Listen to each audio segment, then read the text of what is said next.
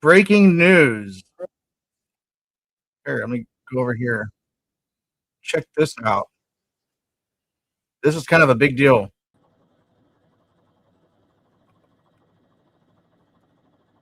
I can't believe this. Um, Hang on. Let's go back to where the water's flowing at. Where is it? Okay, see that pipe there? It broke.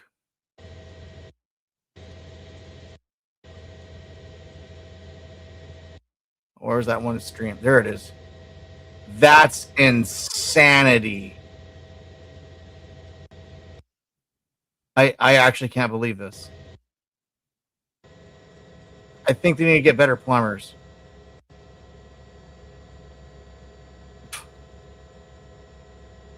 That's just wow. I didn't see anybody. There's no chat for this live stream. I was like, I'm gonna go live and be like, whoa, this is nuts. I actually didn't anticipate this today. This is in Dobbins, California. It's a brand new powerhouse that they're building for a power plant. Just wow. Just wow. This is the money. This is what we pay for, guys, in California. We get that. It's actually really frustrating. I mean, there's a reason why our electricity is so expensive here in California. It's because of that. That and the oil companies are all leaving, and gas prices are going up, and that's just insane.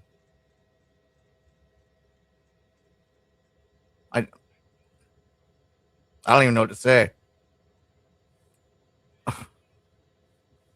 Anyway, welcome to the show, guys. Have a seat, take a drink. Happy Friday.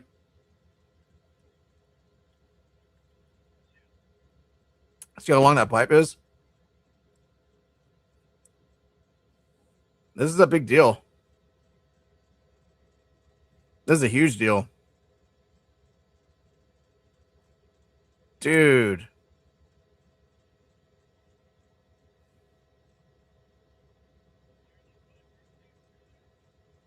Hey, Heather. What's up, babe?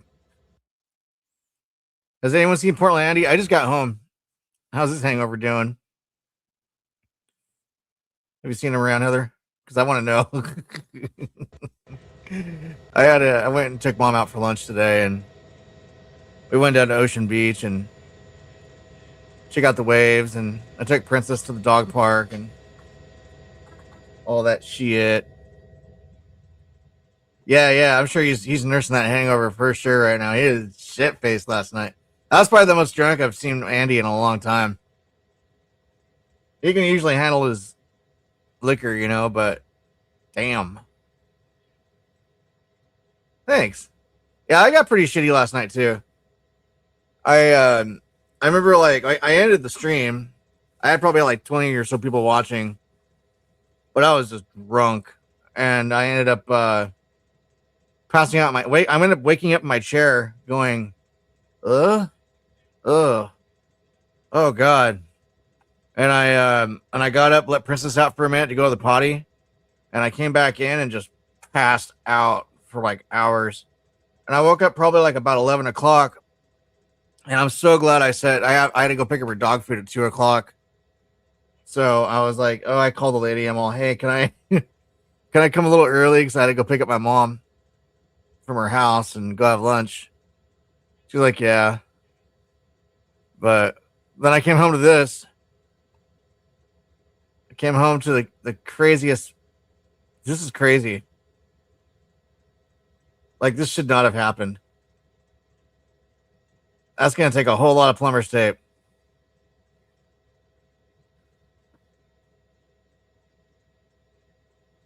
Just what the F, man?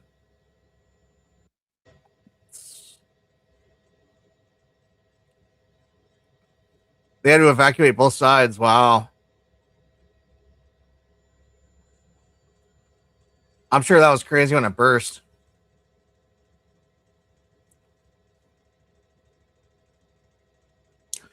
No, Dobbins is like closer to Sacramento, I think. Like, I think.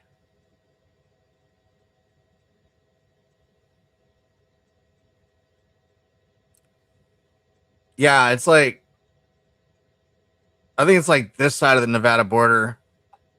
Yeah, just north of Sacramento. But California is very fickle when it comes to power. Like we have a huge power demand, and like this is a big deal. This sets California back like a year or two. I mean, all that water just gone. We have a water issue as it is. Man, I'm surprised they're staying so close to the edge like that of the cliff.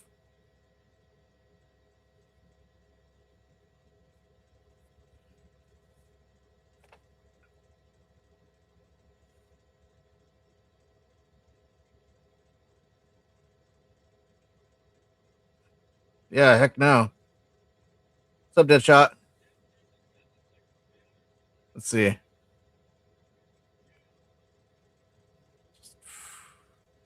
I can't believe it. This is what we get in California. But we're designed to that. It's gonna get some shit. It's tripped me out that that's actually a floodgate on the inside, but they can't close it. I don't know why, but yeah, that's an internal floodgate. Wow.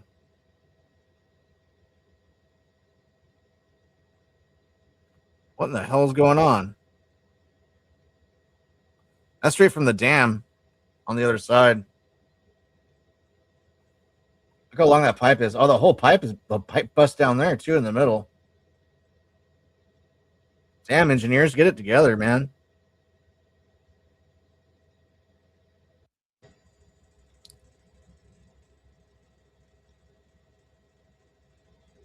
Let me mute that. The sound is annoying.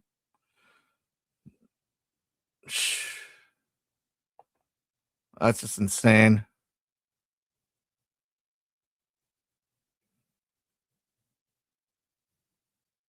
All that water flowing super hard.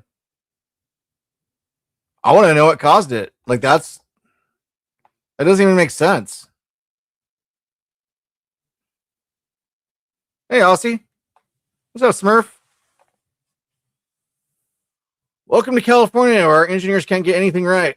And they cause problems like this.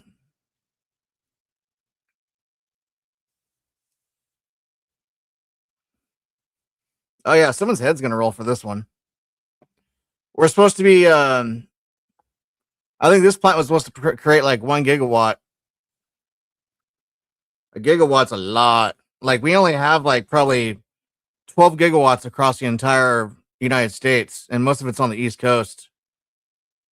And this is supposed to be like one plant. It was supposed to like, I think it was supposed to power up like um a big AI farm.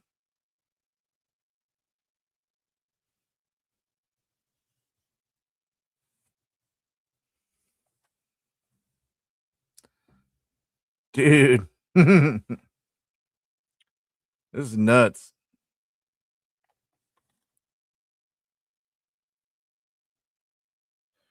What's that? I don't even know what that is. Ugh, I was about to go have a nap too, but I saw that. I'm all, whoa, okay. Let's go forward a little bit. You're gonna need a bigger bucket.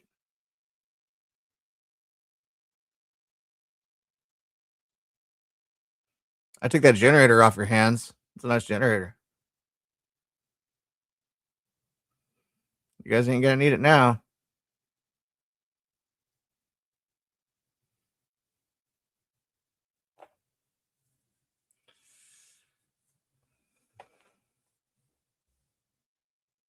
Dude.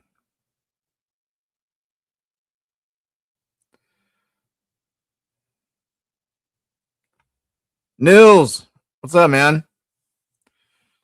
Look what California fucked up again.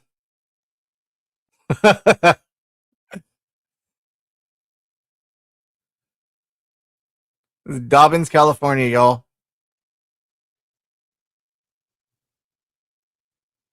Just wild. That's a lot of water.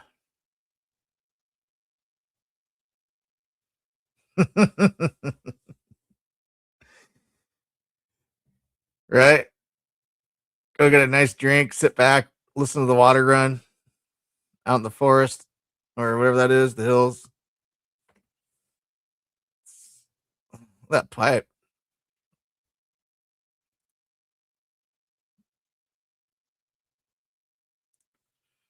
I don't even know how that's possible.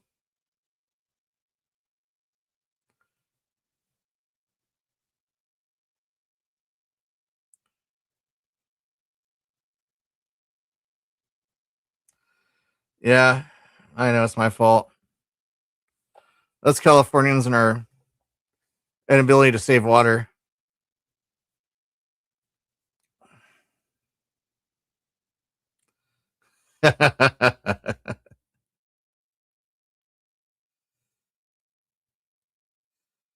You know, that's true, driving, Sue.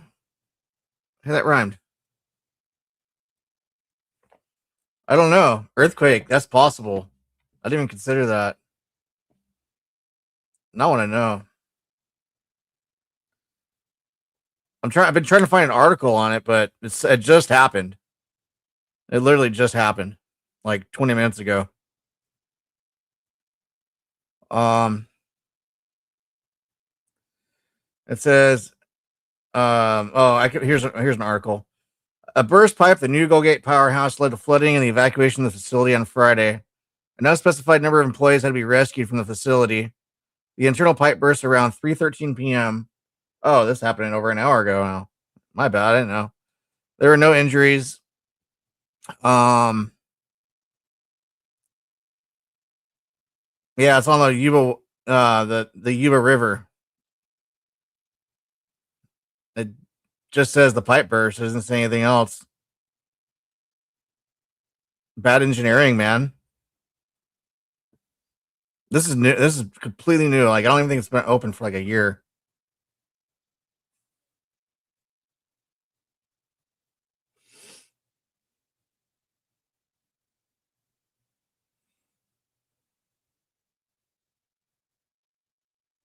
Wow.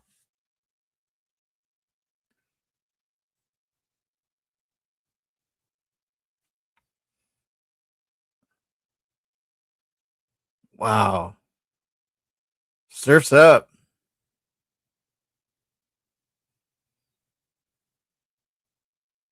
All that water gone. All that water being diverted from the Yuba River. I wonder what the Yuba River looks like right now.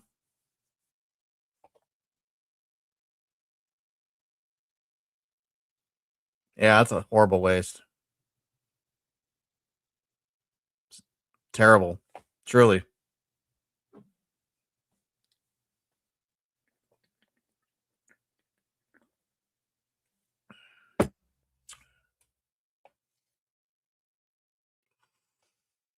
No shit. Wow. That's interesting. Yeah, I think they have an issue there in Yuba County. Starting to sound like it. Look at all that equipment just floated off. That place is cooked. That puts them back a couple of years. The price of electricity is going to go up and everything. You have to divert from Nevada, Arizona. Even Arizona has better electrical policies than California does.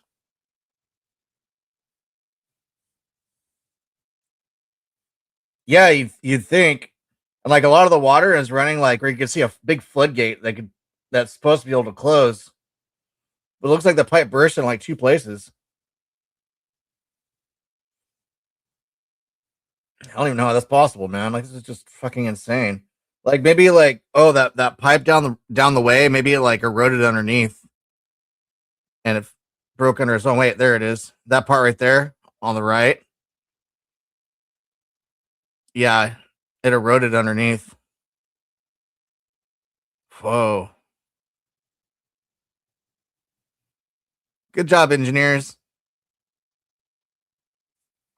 Thanks, California.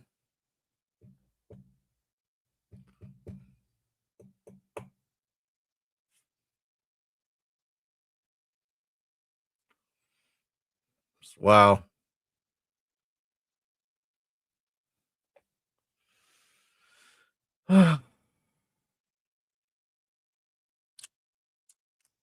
We're losing all of our oil. We had a company pay a $1 billion exit fee to leave California.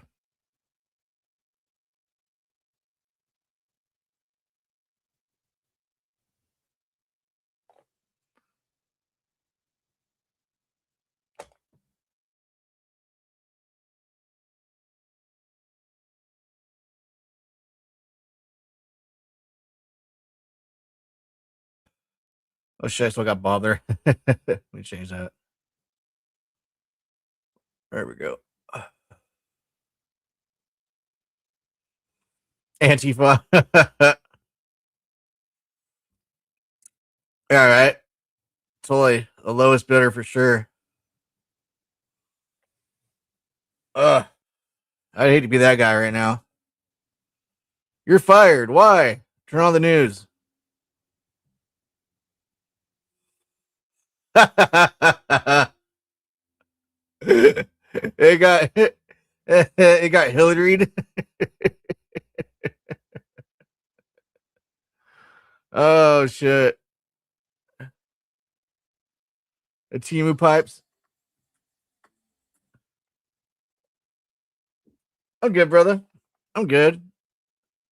Just took mom to lunch today.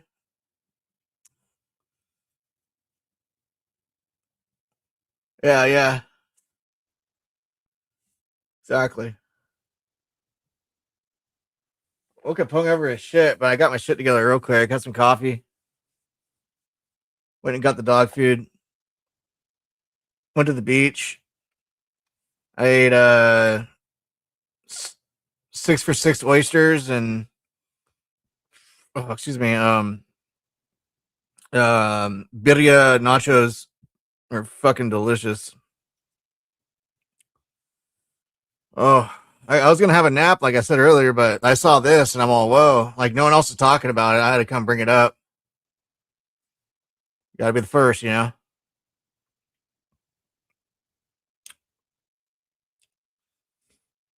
Oh, got to be the first. Here, I'll pop the link in if anyone wants to come up. I got a few minutes. Look at that. Wowzer. Wowzer. Hey, if you want to fill your pool, now's a good time.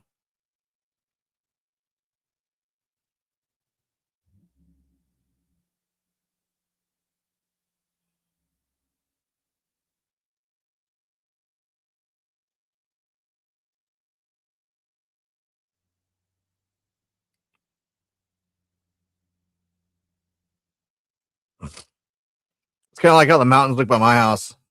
It's kind of like kind of shrubbery. So shrubbery.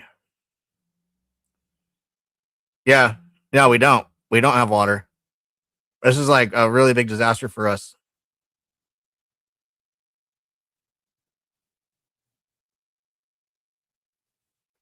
It's a huge disaster.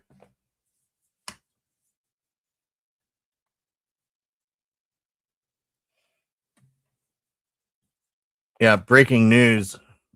Breaking being the right term.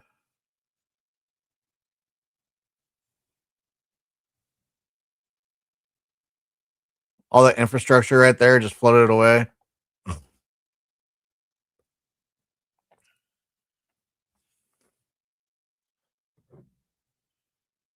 Yeah, bro. Yeah, I love how they do that. Like we got all the yellow and purple ones. They're really pretty.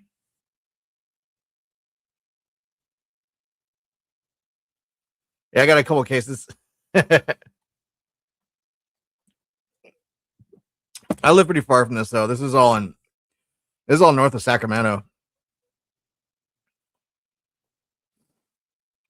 But it's still gonna affect us. We get a lot of our power diverted from up there.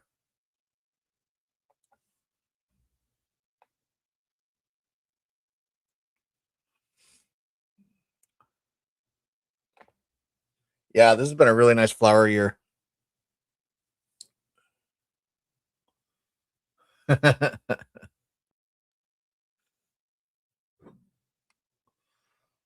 Boom.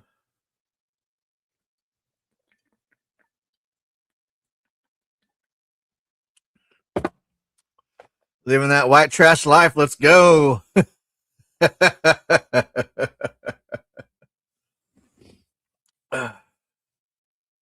King of the trailer park.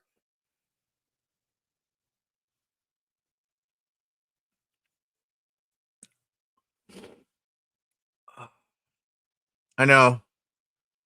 I don't have to ask for donos. I'll just be like, just send me water. I'm tired of these Camden tablets.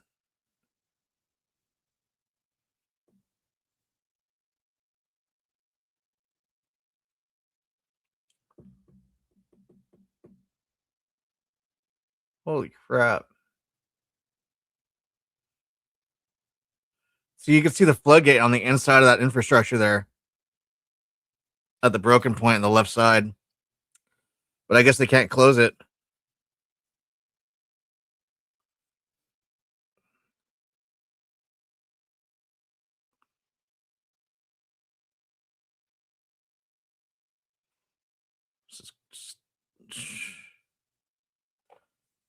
I think I've exclaimed enough. I know, right? Let's brew something.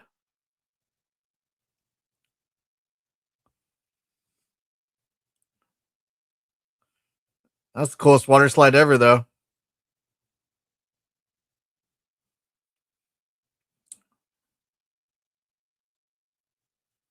Yeah. It's President's Day, so not even that. A 3-day weekend.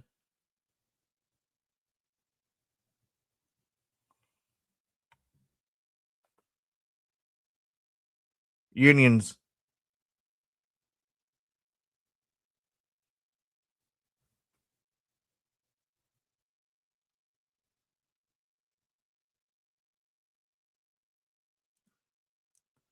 Wow. That's the first time they've zoomed out all that water like streaming off.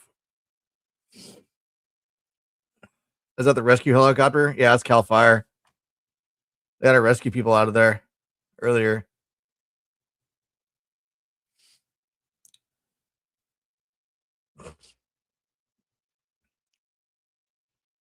What are Cal Fire's doing?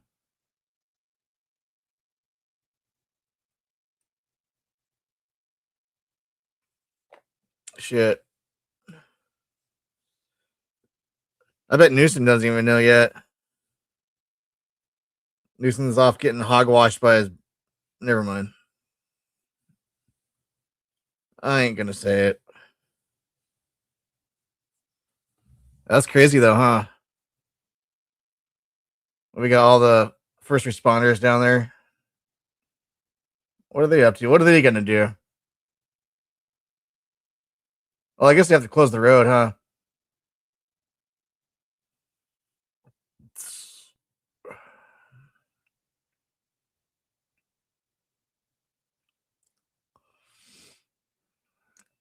I'm really interested to know how they're gonna stop this. Oh, they got a dude on the. Is that someone on that? What are they doing? Is that another rescue?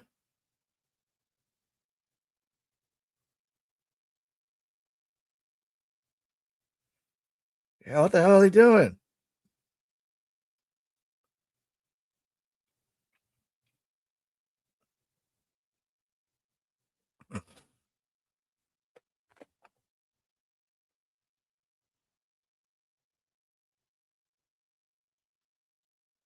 They are rescuing somebody. Holy shit. That dude's stuck down there.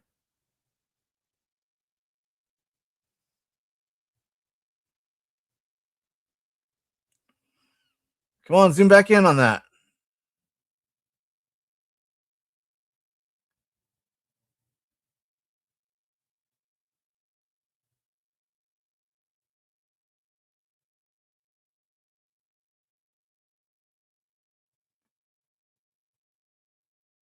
Yeah, no, that's what I was just saying. Like, that's going to be the water and gas already went up. I paid,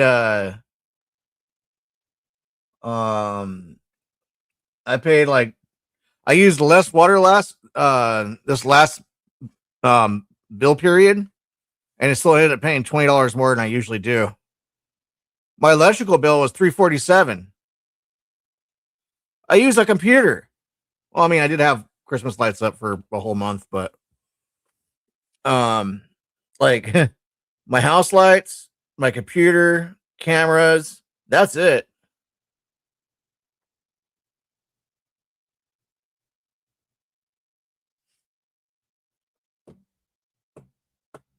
This is outrageous.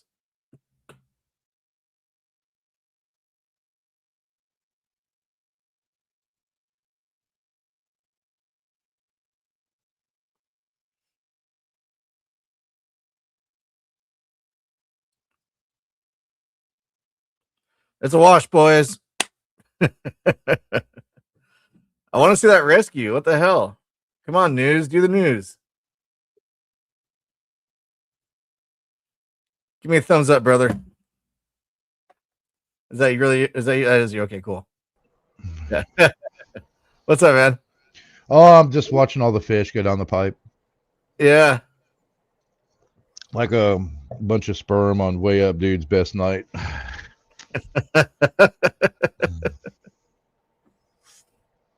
Shit. Yeah, apparently that pipe was purchased off Temu, so the total estimated loss right now is $59.10. I mean, I guess it ain't that bad. I guess California's ahead at that point. You know, Yeah, I mean, just it's so much rain, man. the train to nowhere. We didn't get very much there. Oh The yeah, high speed rail to nowhere. Yeah, the high speed rail, dude. Like they didn't even build track. They just like purchased all the land. is going to be like one of those old electric trains we had when we were kids. Be like, here's your monorail. Shit. And You know. the thing with the high speed trains, man, and this has been a controversy in America. Like it's common in Europe, it's common in parts of Asia, Southeast Asia. They tried to do it like Disney wanted to do it. Walt Disney in Florida, between Tampa and Orlando and other places, like it was going to be the future. The oil company stepped in and said no because more people will take the trains because it's faster and more efficient and more energy efficient. Less people will be driving on the road. They'll sell less gasoline, and the oil companies would have taken a big hit. So they were the ones that stepped in and said, no, it's not going to happen. And I guarantee they'll do the same in California or have already. Well, they're trying to give people like $2,000 off on electric cars again. Like California's trying to subsidize their own state with electric cars now because the federal government pulled out from that. Yeah. Yeah. And it's silly. We don't have that kind of power here. We don't have electricity like that. You know, we're lucky to have what we have like that, and that right there is a big deal. I mean, all the power is going to price of power is going to go way up.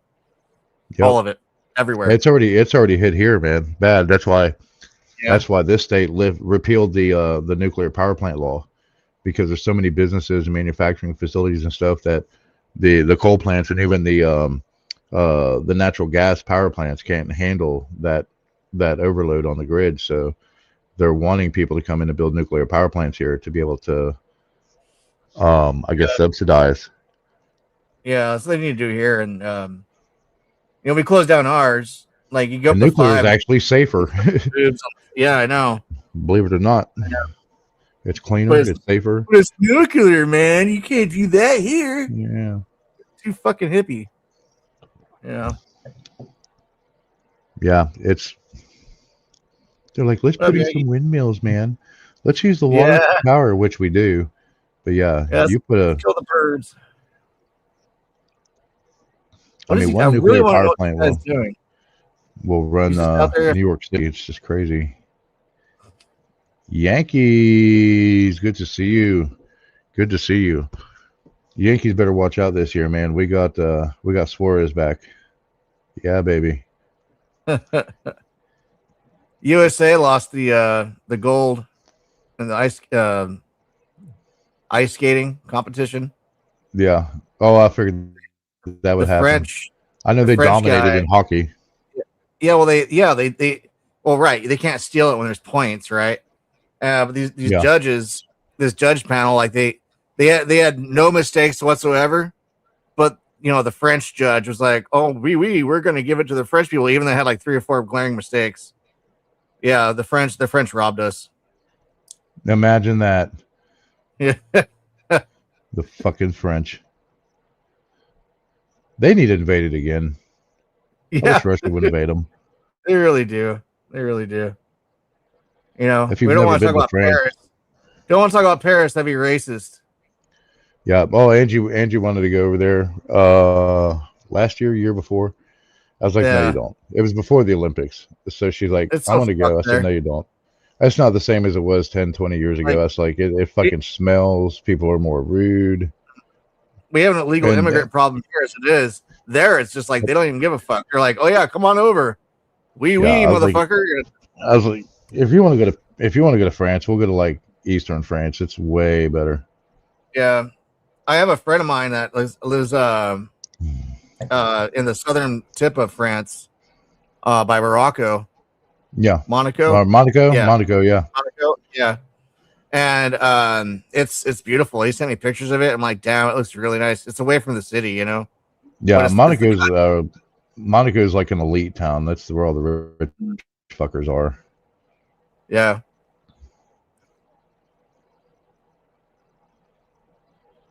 Yep.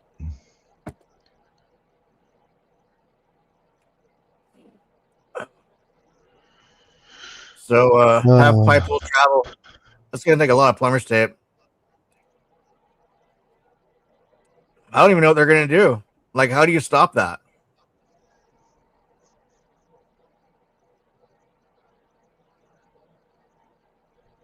I guess you don't.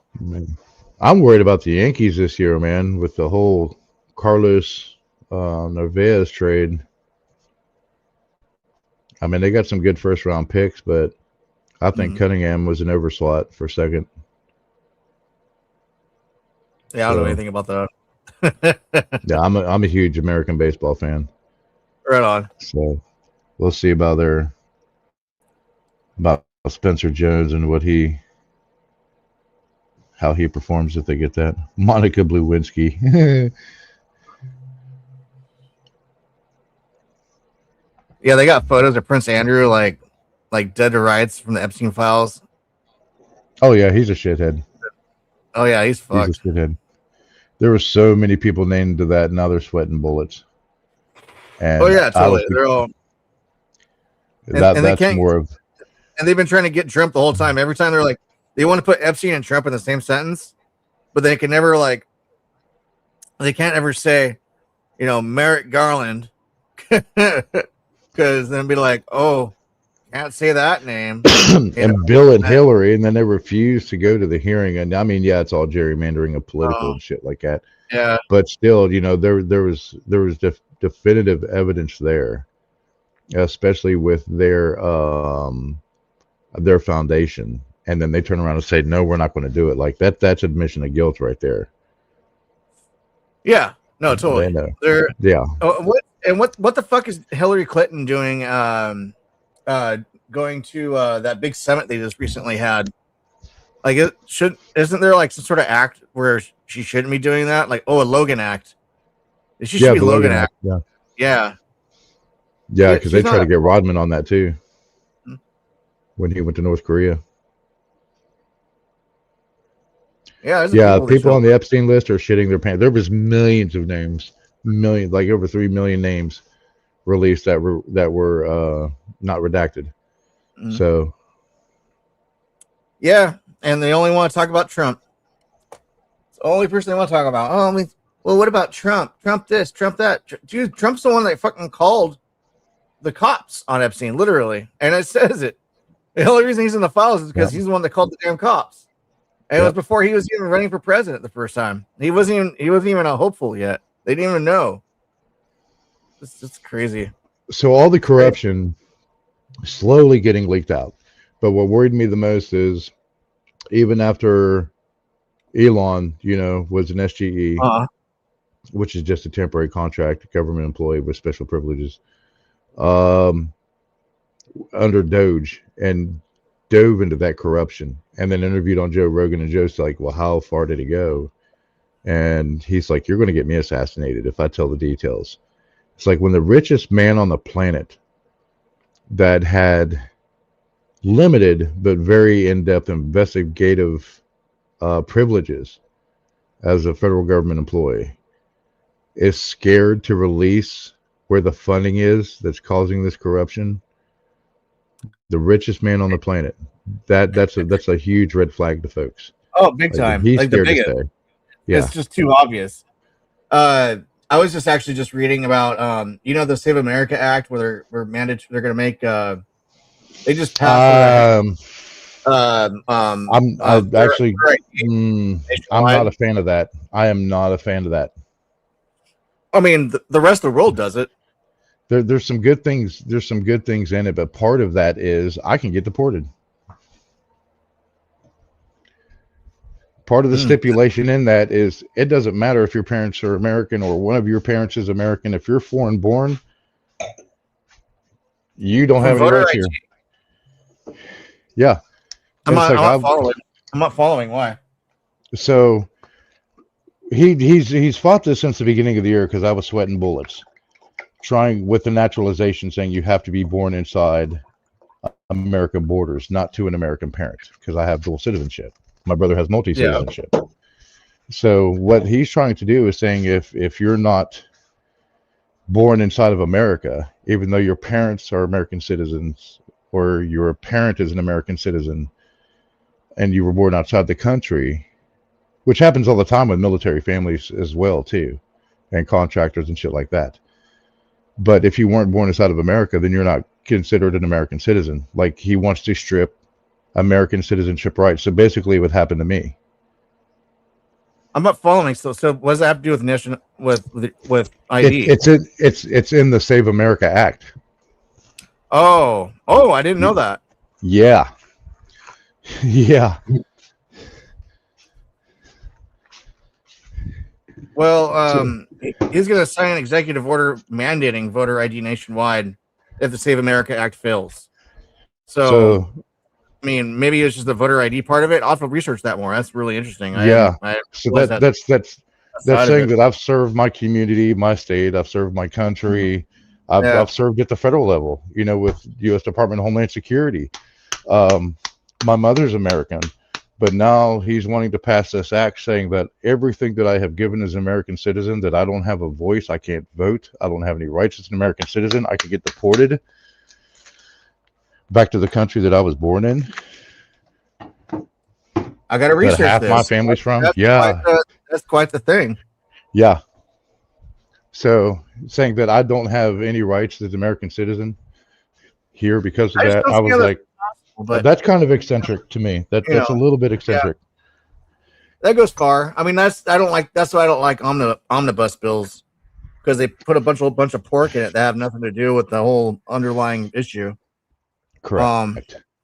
I mean, that's a big part of it. That's just one of many sections.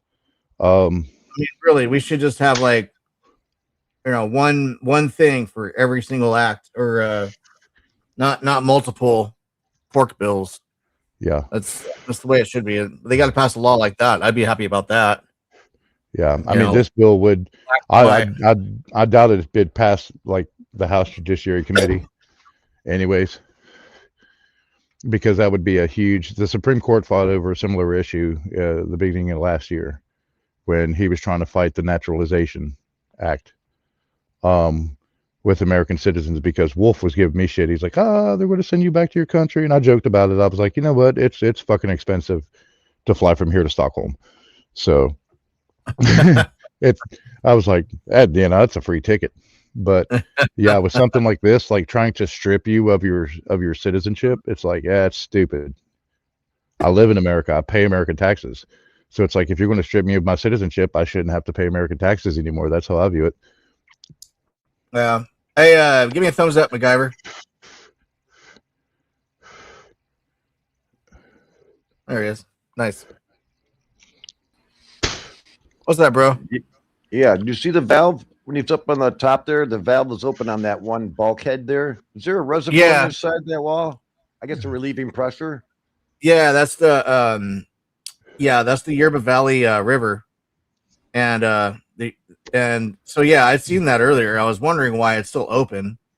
Like, you'd think they'd be able to close it, but because probably where it's at, they can't even get to it. Right. Probably still don't have a blowout or a dam failure. Yeah. Yeah. That would be devastating. I mean, hell, you already saw where the substation was pretty much destroyed. Yeah, that whole mountain is being eroded away. The underneath the pipe in the middle there got eroded underneath and already broke. Where is that located? Yerba Valley over in it's like north of Sacramento. All right. Next to the Nevada border. Oh, it's my backyard. I guess I'm not coming. MacGyver, good to see you, buddy. How you doing, bud? Worked my ass off last week, this week, and it's just been a weird week. So now what's going on with that act that's being passed now, the American Act, or what's it called, the Safety Act? The Save America Act. Yeah. So part of the stipulation that they put in there was, if you're not a natural born citizen inside the borders of the United States, that they want to strip your citizenship, even though you're born to an American parent out of the country. So I don't think it'll pass. I will be really surprised if it passes the House Judiciary Committee,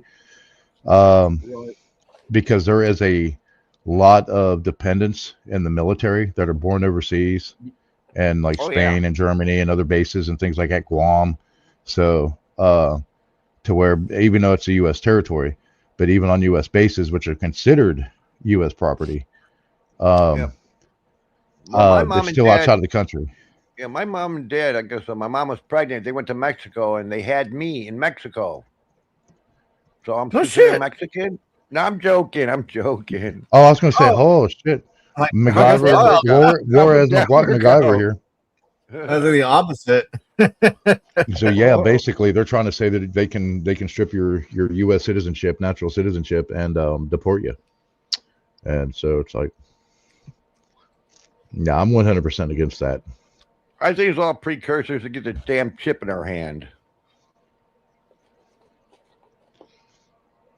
Yeah, I mean, there's all sorts of theories and stuff like that, and I understand that immigration is a huge issue, but that affects American families, American military families especially.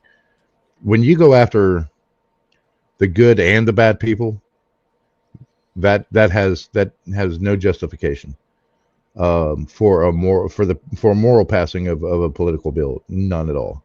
That's just radical eccentricism to me. Right. I want to see how far that water goes. All the way to the ocean. To the bottom. Yeah. Yeah, to the bottom. Yeah. Water always follows the lowest point. It's a water pipeline that feeds the lizard people in Hollywood underground. I'm waiting for Gavin Newsom to start banning water in California because of this. What's up, Homegrown? Hey, what's up, man? Homegrown How's it going? cowboy, HGC himself. What's up, homie? Yep. Oh, we're just traveling on the road going back home. So we're getting there. From where? We drive From safely, where? you and the missus. From work. Oh, okay. Yeah. Oh, I Yeah, thought you were but, on vacation. He's going Yeah, from we're here just, to there. Going home from Greenville. But I was going to say, I heard you talking about, this bill that's going to be passed and stuff, Niels. Yeah. I think what the deal is that they're trying to go, the left's going very extreme, but the right is going, okay, now if you guys are going to go extreme to the left, we're going to go extreme to the right so that we have to meet in the middle. Because if they just stay right where they're at, then, there's no bargaining room. So, Yeah, there's no way that they're going to hold back military people born overseas. I mean, that's just not going to happen. I can't see it I happening mean, either. it would. If this bill was passed, it would. That's the shit part. Yeah. Well, like a lot of these other laws, they don't enforce them until something extreme happens, So, I mean, look at the past that we've had so far. I mean, hell, ever since I've been in high school, we've been having illegals come in, in the droves. But now it's gotten so insane. When do you put a cap on it? When does the list say, okay, we've got enough people here that we got to close the doors? Yeah. I don't know what that is. I don't know what they're thinking is, because we can't feed the world. We just can't do it. No, and the problem is right now is you have radical sides of both parties that when you have radical politicians, they all they do is they fight the opposition with radical ideologies and offer no common sense solutions to real world problems, and it takes compromise, and a brain trust, if you could say, to deal with these issues, and they're not doing that. It's just like two of the biggest kids on the block fighting each other over, how big the block is, versus saying just like a live power on the damn plant. block. Yeah. Yeah. Quit pissing off your neighbors, chill out, and just live on the same block, man. And it's absolutely, this is why I hate politicians. And it's all rhetoric, it's all gerrymandering and shit like that. But when it affects normal, good people, and just because you're a good person doesn't mean you're a nice person. But when it affects good people, that's when you have a problem.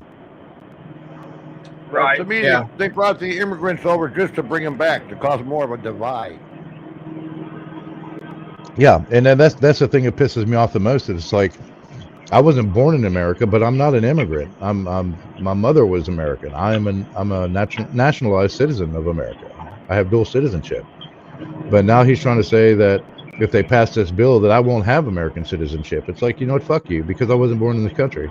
It's like, I've served this country I just can't see more that times happening. over, and then you're going to turn around and You'd be the ultimate exception, obviously. You're not even an ultimate. Like, that's just be dumb for them to that's think. that's the shit part. Is the law is the law. If it's passed, I don't think it will pass.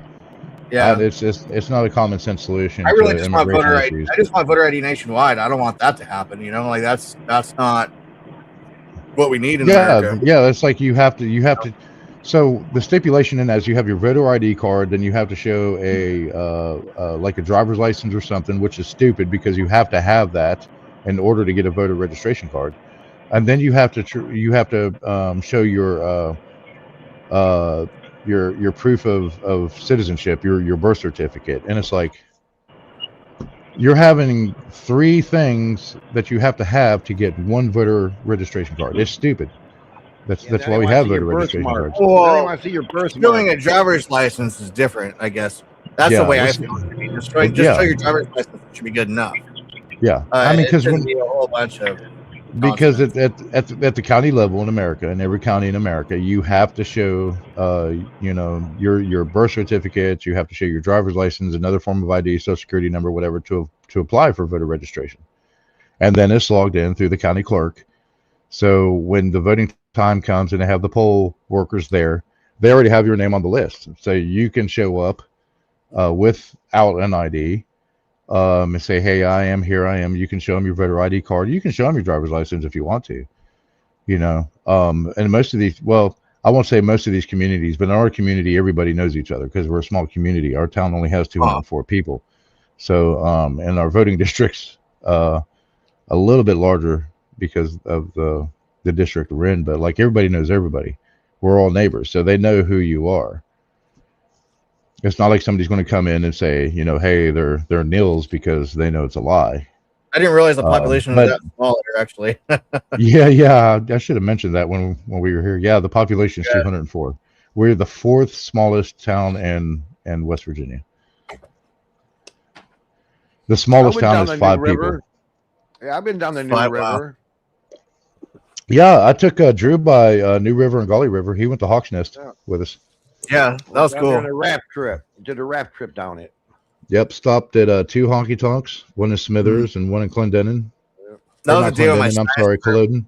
Well, my allergies are kicking real hard. Yeah, talk about abandoned coal mines. There's lots of them.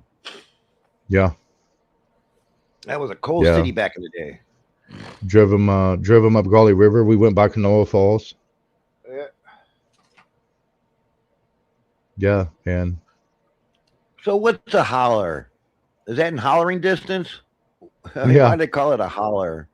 Holler, because I mean it's a slang term for a hollow, but they call it holler because you can stand at one end and holler to your neighbor at the other end. Oh, crazy! Yeah. Like Loretta Lynn, your father's calling. Holla! But it's actually it's a slang term for a hollow. So a small valley in between 2 hills or mountains. Like Foggy Hollow. So like we live in a holler. So whatever the name of your holler is, if it's like Madison Road, they just call it Madison Holler. Or if a certain family lives there, they've been there for 3 to 5 generations. They just say whatever the family's name is, and then end it with holler, like Chapman Holler. Yeah, which is a gulch.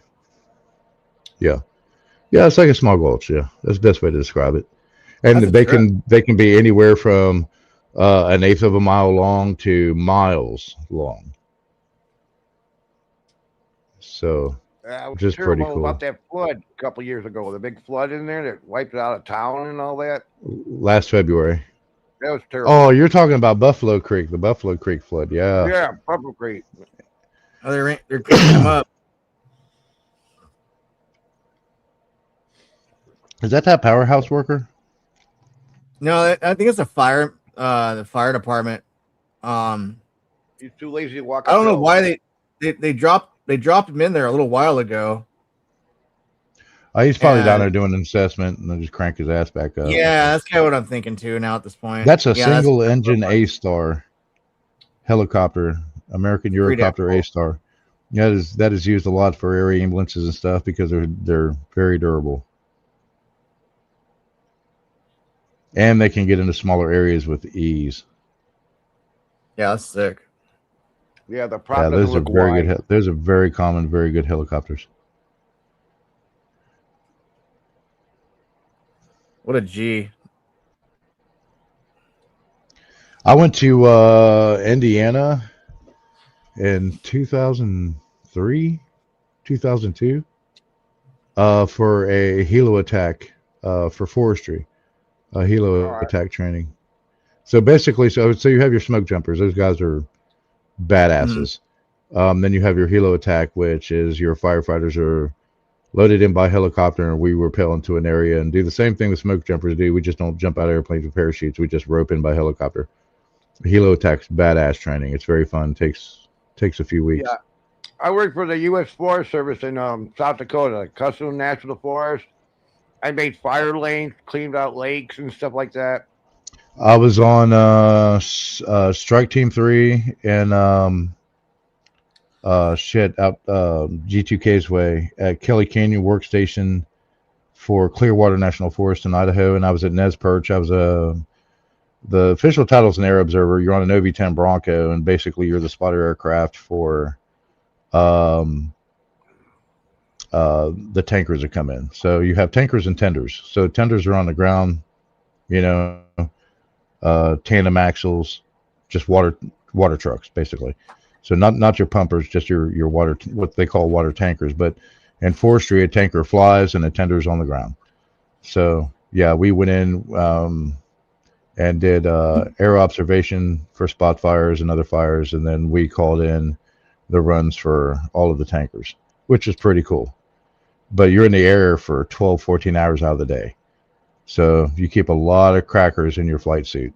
A lot of little snack crackers, yeah. Because once you're in the air, that's it. You don't land, refuel, get some food, and go back up. You're there all day long. That's wild. So it's a lot of stamina, man. I've never been in a helicopter before. Always wanted to. So yeah, we were in a Novi 10 Bronco. It's a twin turboprop aircraft. It's originally a spotter aircraft for the U.S. Army, and when they liquidate a lot of their stuff to get their new fleet in, it goes over to other government agencies. It's just what they call the government blue book. So the civilian agencies can purchase stuff or be given stuff from the military agencies. So yeah, and we were I at got the my pilot's airfield when I was 16. Oh wow, those Broncos, man, they're pretty wild. It's a damn workhorse. I'll say that. It's pretty wicked flying in one of those. And the same airfield we were at for Nez Perch. Yeah. The Broncos were the twin engine turboprops we had. You should look it up, Drew. They're pretty badass aircraft. It takes a couple of weeks for your flight training. So through USFS and NPS, I'm certified for fixed wing and rotary. So helicopters and planes. The largest one is the C-130 that I've been on. But yeah, those are badass aircraft, man. Very tight cockpit. Let's see if they're saying anything about this right now. Yeah.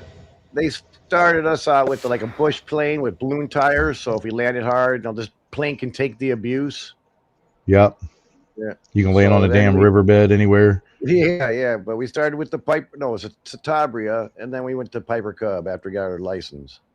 I couldn't do the night flying, man. I was just too freaky, man. I got. Oh, there's the damn tight cockpit. Yeah, it was, man. It was smaller than I thought it was going to be. Ooh, look at that. They got the gates open. You got to trust your gauges. Fuck the gauges. Man, I've flown in so many different types of aircraft. The airfield we were at is actually where the smoke jumpers were. They covered Idaho, part of Montana, and part of Wyoming, northwest. Yeah, northwest Idaho. Up there. So those guys are badasses. They are hard asses. I can honestly say that. You have to have a lot of heart to do that job. Oh yeah, definitely. You got balls. Yeah. If my boat was up there, I'd ship it all the way to the other side of the lake and fucking rope it to a tree. So if the lake does drain out, I'll at least still have my boat.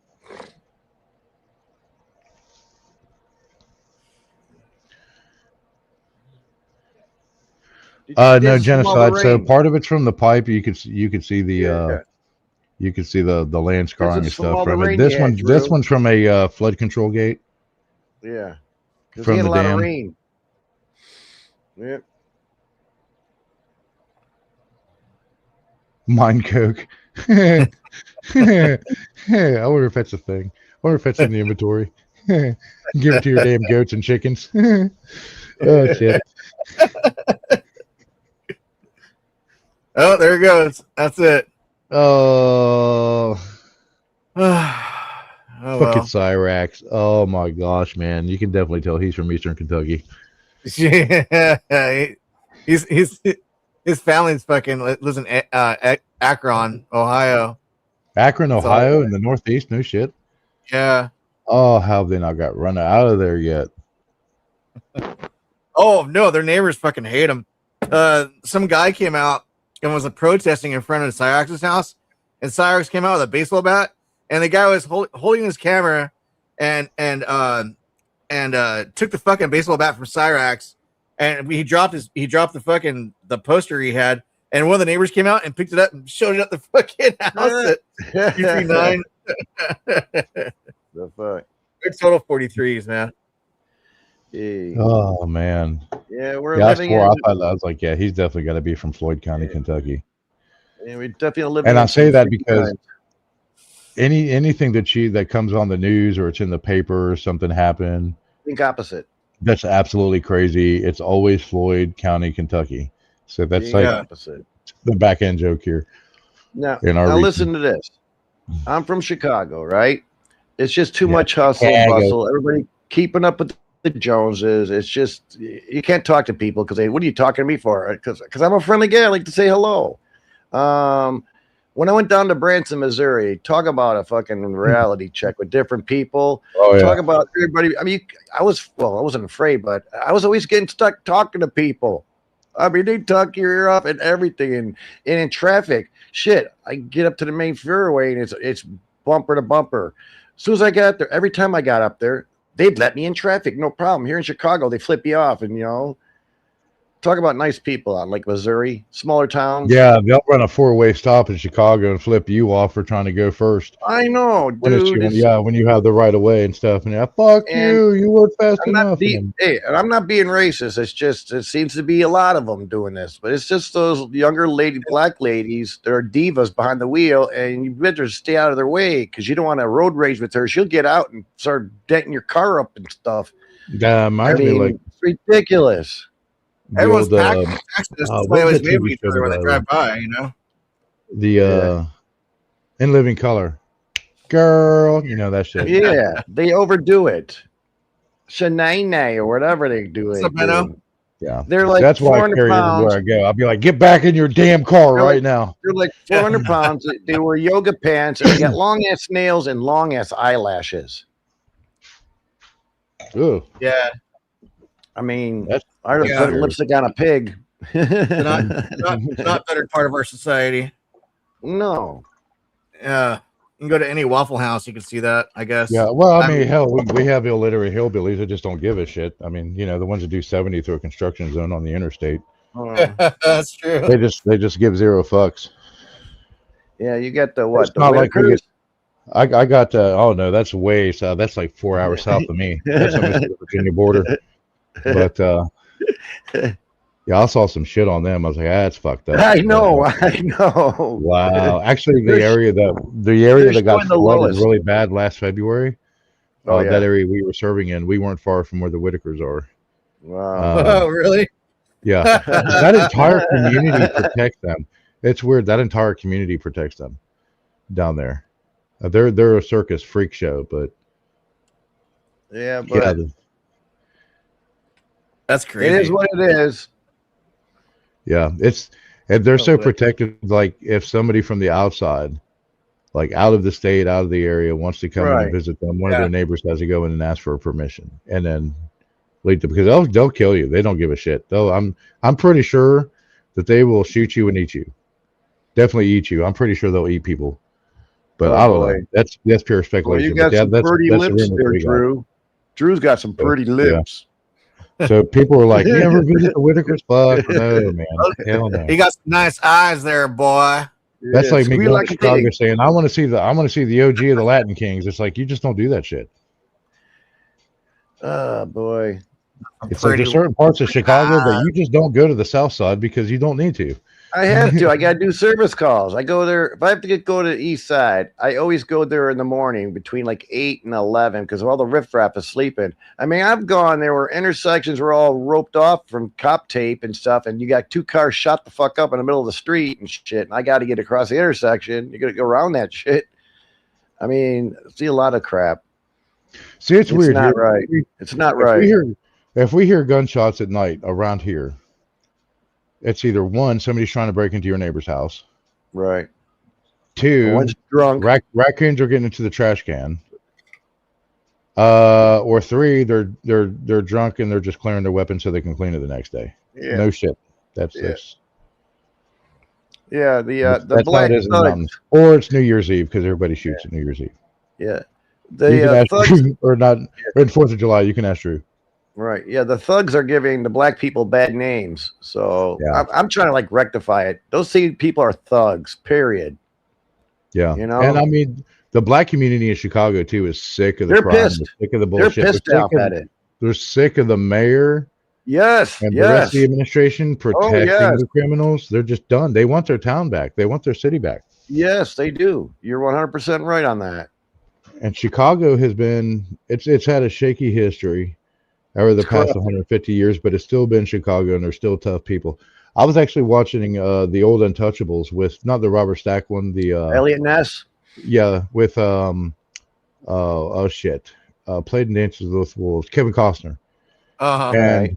the one part I love in that movie, towards the end, when the DA, the federal DA or whatever, he's like, I don't approve, Mr. Ness, of your methods. And he said, yeah, well, you're not from Chicago. And then walks out of the office.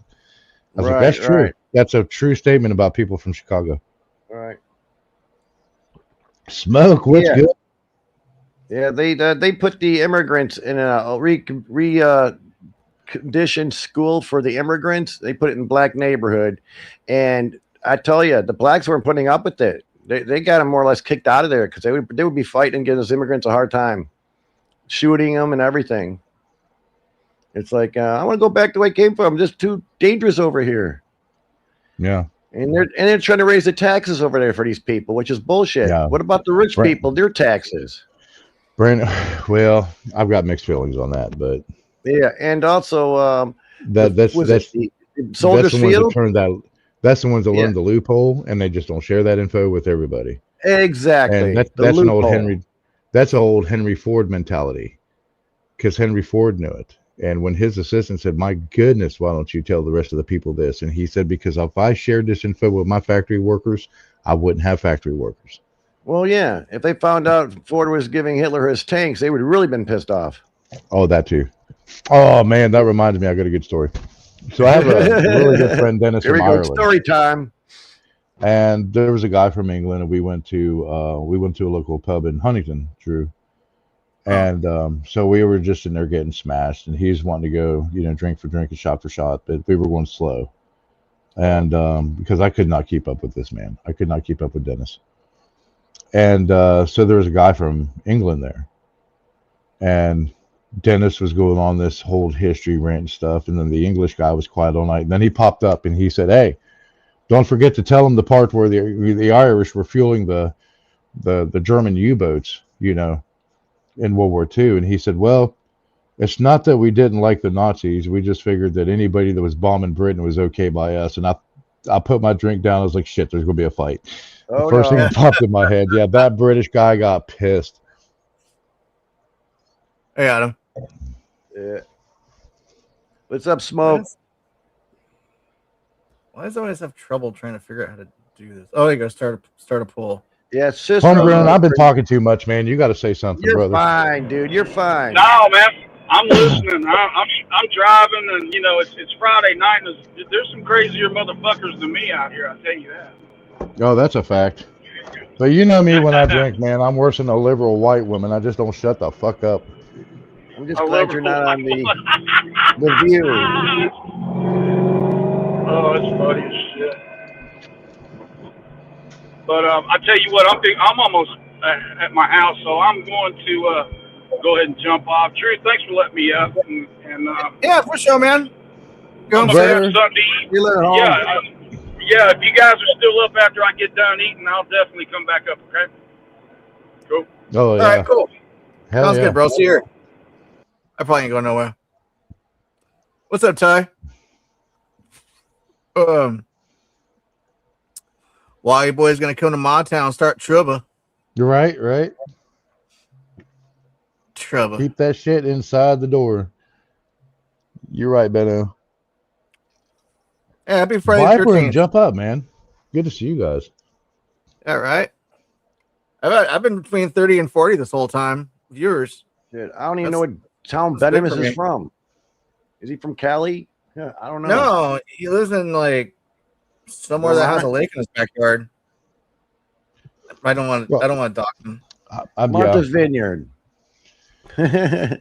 He lives inside the border. I pissed off some Canadian friends the other night. I just jumped on a stream. I can't remember what fucking panel it was. Why did you do that? I was tired and just it had a weird day at work, and I was like, it was, and I really feel for the families and the situation with the mass school shooting in British Columbia.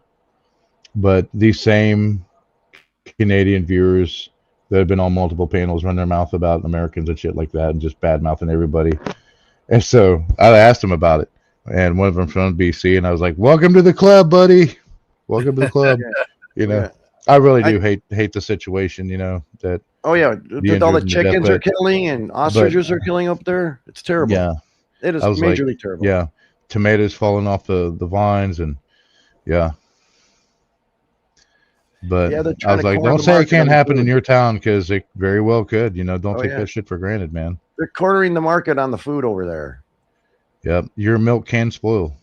Yep, and we see that they're doing that here. What was it like? Shit, 4 years ago, we had like 50 food processing plants mysteriously started on fire. Shit, look that up. You'll see it. So next thing you know, foreign investment people are buying up the food processing plants so they can control it. Because they're trying to push that whole genetically modified, like the train derailment thing, the big fiasco. You know, it leaks some stuff into a lake, whatever. So they plan that. The reason why they plan that is the third party that owns the railroad lines and stuff is like, okay, you got to pay for this expensive insurance now to push your hazardous material through. Besides, you need to redo your infrastructure. You know what? They go, you know what? I can't afford this. So they got a cure for AIDS, cancer. They do the same thing. Have got to show you this real quick. So you're going to hate me, Drew. Since MacGyver just brought it up, so we're talking about porn, and there's my porn right there, baby, right here. Look at those potatoes. Look, look how sexy that potato looks. No, red lobster. Yeah, especially when you start getting to the French fingerlings, the red potatoes. But here's my favorite. Yeah, the native purple. Hey, do you have a dictator in there? So yeah, and some of the yellow onion. No, we're going to do a lot of the yellow potatoes. We do a lot of the Yukon Golds. So I think we had a few years ago, we had 600 pounds, a 600-pound yield that year for harvest. We ate potatoes all winter long, man. Never got sick of it. Loves potatoes. Yeah, I know. It's like that with potatoes. Cucumbers. So yeah, we always go through our planting list in February. Here you go. Cucumbers. Oh, I love cucumbers. Yeah. Pick a little hybrids. Yeah, dude. Just dip them some in my salad all day, bro. Yeah, so we do the gherkin for the pickles, and then we do the Perseus. The gherkin for the gherkin. I'm gherkin for the garden sweets. There's a good Americana hybrid. I'm not going to do very many peppers this year, but yeah, and then I'm not going to do corn either. Corn's been really shitty. And then the tomatoes, and I've started to have a reaction to tomatoes. So, because I would eat them straight off the vine. I'd eat tomato sandwiches all summer, but yeah, not this year. So we're gonna do a couple of melons. What kind of reaction? Dude, like stomach? Like no, just like blistering of the mouth and shit. Like a reaction to the uric acid. Oh yeah, the acid. Yeah. Love some time. Yeah. So yeah, and I'm definitely getting me some big moose pumpkins this year. These things are huge. Okay. It's bigger than a damn truck tire. So yeah, we always plan. We always plan our good list, our growing list and stuff. We start in February, and then we start things in the greenhouse, and then inside, and through March, and then try to plant by the middle of April. So in Europe and in parts of America, the 15th of April is known as All Frost Day, Frost Saints Day, or Frost Day. So that the last frost happens around the beginning to middle of April, so you plant after that, especially for vine crops. So we start root crops early, radishes, potatoes, things like that, because especially the end of February, beginning of March, because that's when they grow well. Cabbage, onions, garlic, and then the rest of your vine crops. So your beans, your corn, and stuff like that after the 15th of May. Pumpkins, same thing, all gourds. So yeah. Do you make like them perky pumpkins, Ty? You make any alcohol out of that? We have, and I'm doing vine peaches this year. Ooh, peach. Yeah, it's a vine. It's like a vine peach. I actually made the best. I'm going to say this on YouTube. The best peach moonshine in our area. I won't give you the secret out, but they call it liquid gold and actually sell it $5 more on the quart than just straight sweet corn moonshine. Ooh. Yeah. Sounds good. Yeah, that was it. The Learning Channel series, Moonshine Runners. You know that was all fake and staged up, right? Oh yeah, yeah. Tim Smith, I've met him from Climax, Virginia, the fire chief. Oh yeah, yeah. He come and now he does. His family is very but he's notorious for licensed. moonshining. But He's everything not that they done on there was no moonshine. It was straight up water. It was all distilled water. Right. So, but yeah, he does know how to make it, and he has been here and learned from others how to make it. There you go. If Drew ever comes back, because I can't take it out there, Newsom will have my ass. But yeah, I will be back for sure. Yeah, I should have got some for Drew when he was here. Some local stuff. Bill from Moonshiners has been to my house. Oh yeah, I know who exactly who you're talking about. But yeah, Tim, yeah, he came here and he learned from a old guy not too far from me. I won't even publicly say his name, even local people know who he is. I won't say his name. We'll just say old man. But he taught Tim Smith a lot of stuff about moonshining. And he makes the best sweet corn moonshine I've ever had. It was nothing to smash a quart and then drive home. You'd be fine. I drank a half quart one night and a ditch and a hill jumped out in front of me. Got to watch out for them. Yep. And I've never touched a quart since. I'll take a sip every now and again, but I won't drink it like I did. That shit grabbed me by the nuts that night. Oh, yeah. We used to make snake juice when I was a kid. It would be what? Hawaiian Punch and Everclear. Oh, yeah. Oh. Yeah. You remember PJs? Yeah. PJ parties, cooler or bathtub, and yeah. We did that a lot in high school. Vodka or Everclear or just mixed liquors. I can't stand anything schnapps. I can't stand schnapps. Schnapps? Yeah, it's kind of funny you say that because back home in Scandinavia, that's what we call vodka. Yeah. If you go to Norway and Sweden and Finland, gotcha. we don't call it vodka, we call it schnapps. Yeah. Poland and Russia, they still call it vodka, but they make theirs from like potato and beets and rice and radishes and shit. Ours is made from winter wheat. But they do make moonshine in Scandinavia. The immigrants that came to America learned it from the early Americans and then moved back, and we call it moosha. Oh, poor Andy's alive. Yeah, back in the college days, the girls like the schnapps. So, you're going out with a girl, you got to get the schnapps. I can't. Peppermint, man, like 2 days tasting it. Had a hangover. Oh, it's terrible. Never again. Peppermint or peach. Oh, yeah. Root beer. I want some raspberry schnapps. It's like, just drink razzmatazz and get it over with. Yeah. Add some Sprite to it and a shot of vodka and you're good. There you go. Doctorate. So when I was a bartender, I actually moonlighted and then I ended up loving it. There's actually bar psychology. How many drinks it would take before, for a girl to, hey, I want to get laid, and a guy want to get laid. More like women is 3 to 5. For guys, it's like 7 to 9 shots, 7 to 11 shots. Guys want to taste that bite of the alcohol. They want to drink to where, okay, this is a good drink, and then you get that bite from the alcohol at the very end. Girls love the effect and the flavor. And so they want a drink that they don't taste the alcohol and they get the full effect from it. Yeah. So that's 2 things that we learned in bar psychology. So, and most women like fruity drinks. Yeah. Yeah. My wife's the one, when she gets her buzz, she don't shut up. Oh. I mean, she loves talking. Oh. There was one local here. Go ahead. He's off the phone with the painters that we had the pen stock. We're referring the pipe. Yeah, we see the gate open. Failure was the butterfly valve that was open. Yeah, it was open at the bulkhead, and it failed. Oh, it failed to open. No, it failed and then opened. Sorry, and the side of the penstock opened up like a can of tuna. That's crazy. Oh, dude. Wow. So I mean, it did open, but it was too late. It was forced open by the pressure. I mean, you have to understand the diameter of that valve. That's what, 6, 8, 10 feet. Yeah, it was huge. Probably bigger than that. That's a huge volume of water. Mm-hmm. I mean, a 5-inch line is 1,500 to 2,000 gallons a minute. So you're dealing with like 80,000 gallons a minute. GPM. How would that fail though? I mean, that's And just that's insane to like me. 500 psi. That's a lot of fucking pressure.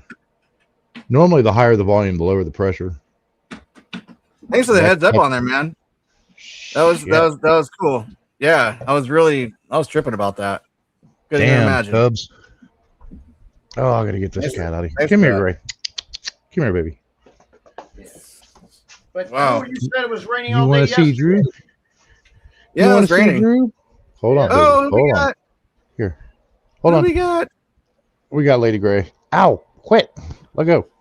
Oh, we got Oh Lady shit! Gray. I got my camera. Say hi. Hi, Mama. Hi, She's freaking Mama. out. She's like, get Hi, me the good fuck kitty. out of here. Yeah, Oh, she's so time to put you cool. back That was my inside. favorite kitty. I She got is I got a lady picture too. of She's her. very polite. That was my one of my favorite pictures is when she was sitting on the post like that, just like all perfect, like little kitty mers. She'll actually reach out for you and swat at you. Pet me. 8.5 feet. Thank you, Stubbs. Yeah. Gosh, that's a lot of water. Yeah. Yeah, I got 2 cats and a dog. Well, it's the My wife's. dog ran off. She got sick of us. No way, really? Yeah. You didn't know about that? Yeah, Ellie sitting out front, let her out one night and came back in. She didn't come back in. She went around the corner like she always does. Summer said she saw her at 9:30 that night, and that was it.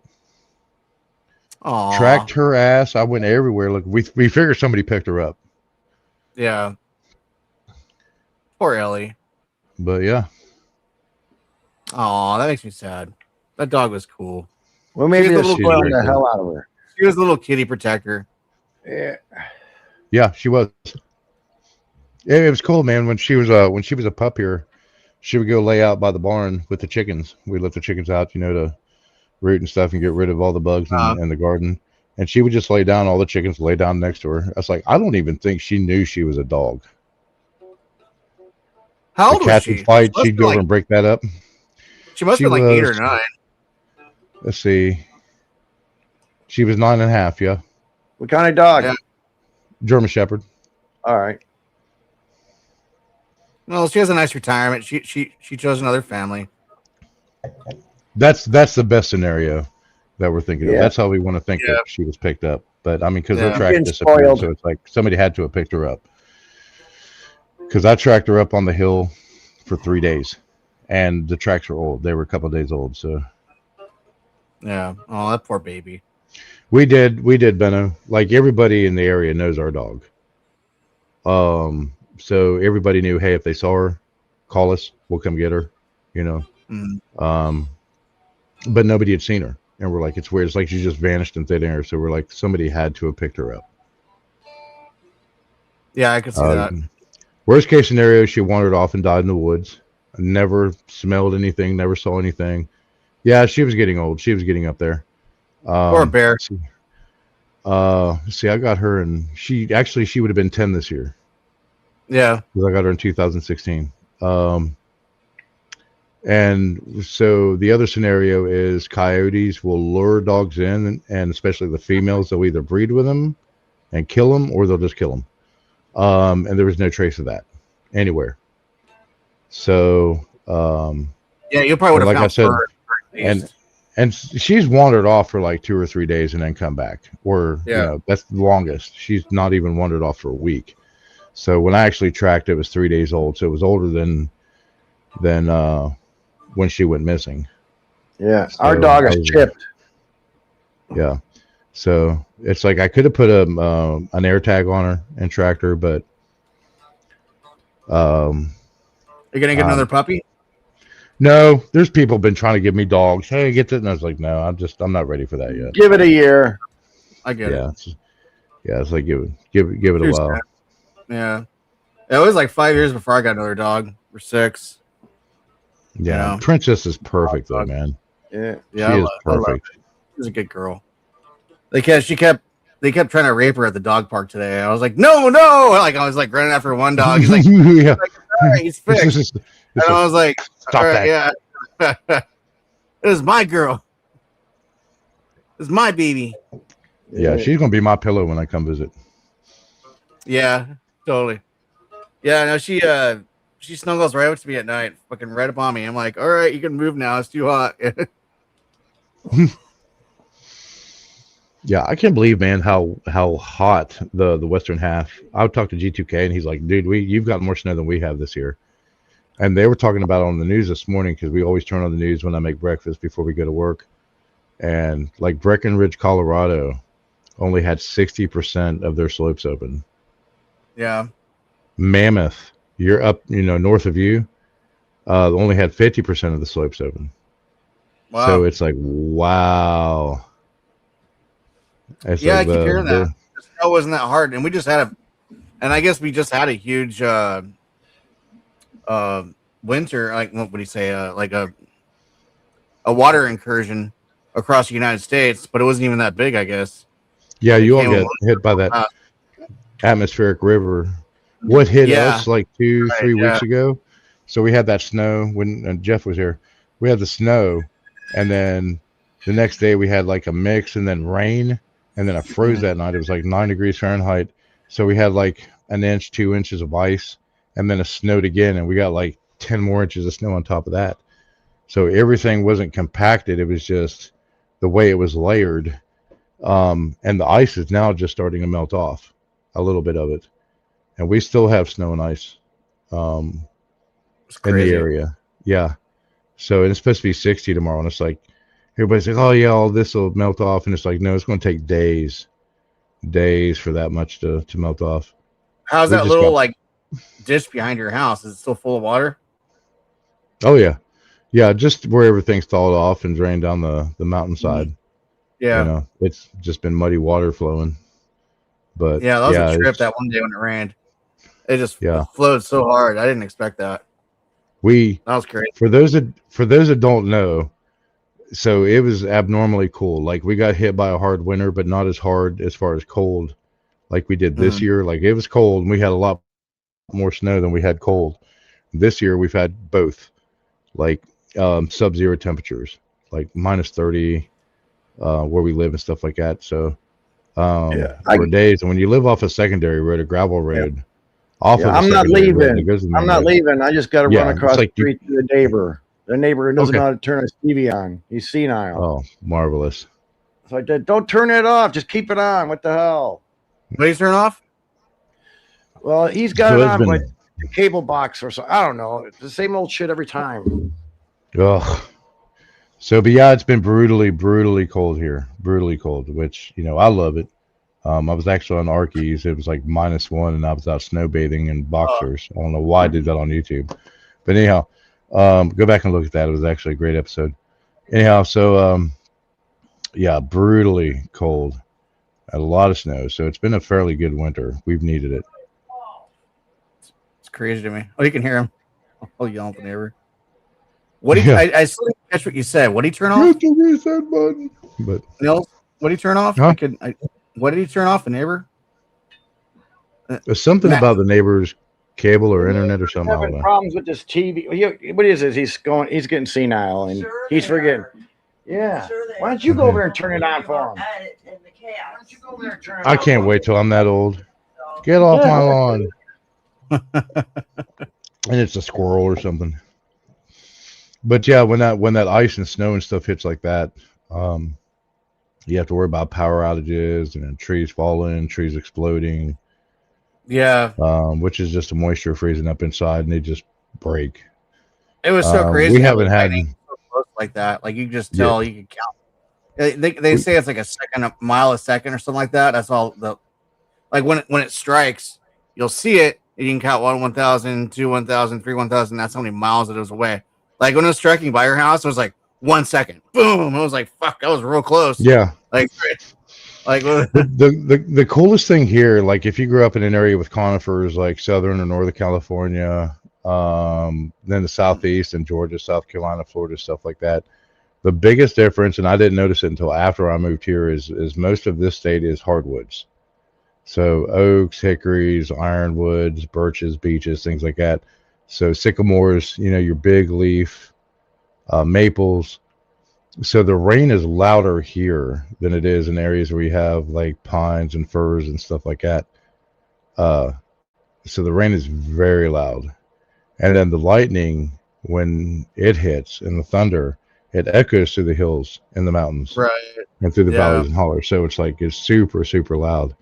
But getting back to what I was saying earlier, for those that don't know, from that last winter, it was cool. It was like cold. 40s at night, 60 during the day, 50, 60 during the day, all the way up even through June, which sometimes, we'll get that 40 at night snap in the middle of June, and then it'll start getting warm again. But it normally doesn't warm up here until about July. So when Drew came in at the end of June and beginning of July, and the week of 4th of July, and Shanti and everyone else, the week before he came, it was like 60 during the day and 40s at night, 30s and 40s at night. And then boom, we went straight to 90 degrees, humidity, and a lot of rain. Like it was like Bogota, Colombia.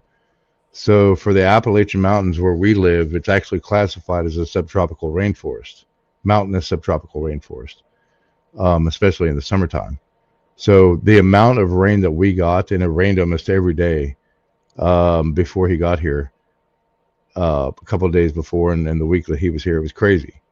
So there was like one day we were supposed to get rain. It just rainstorm, whatever.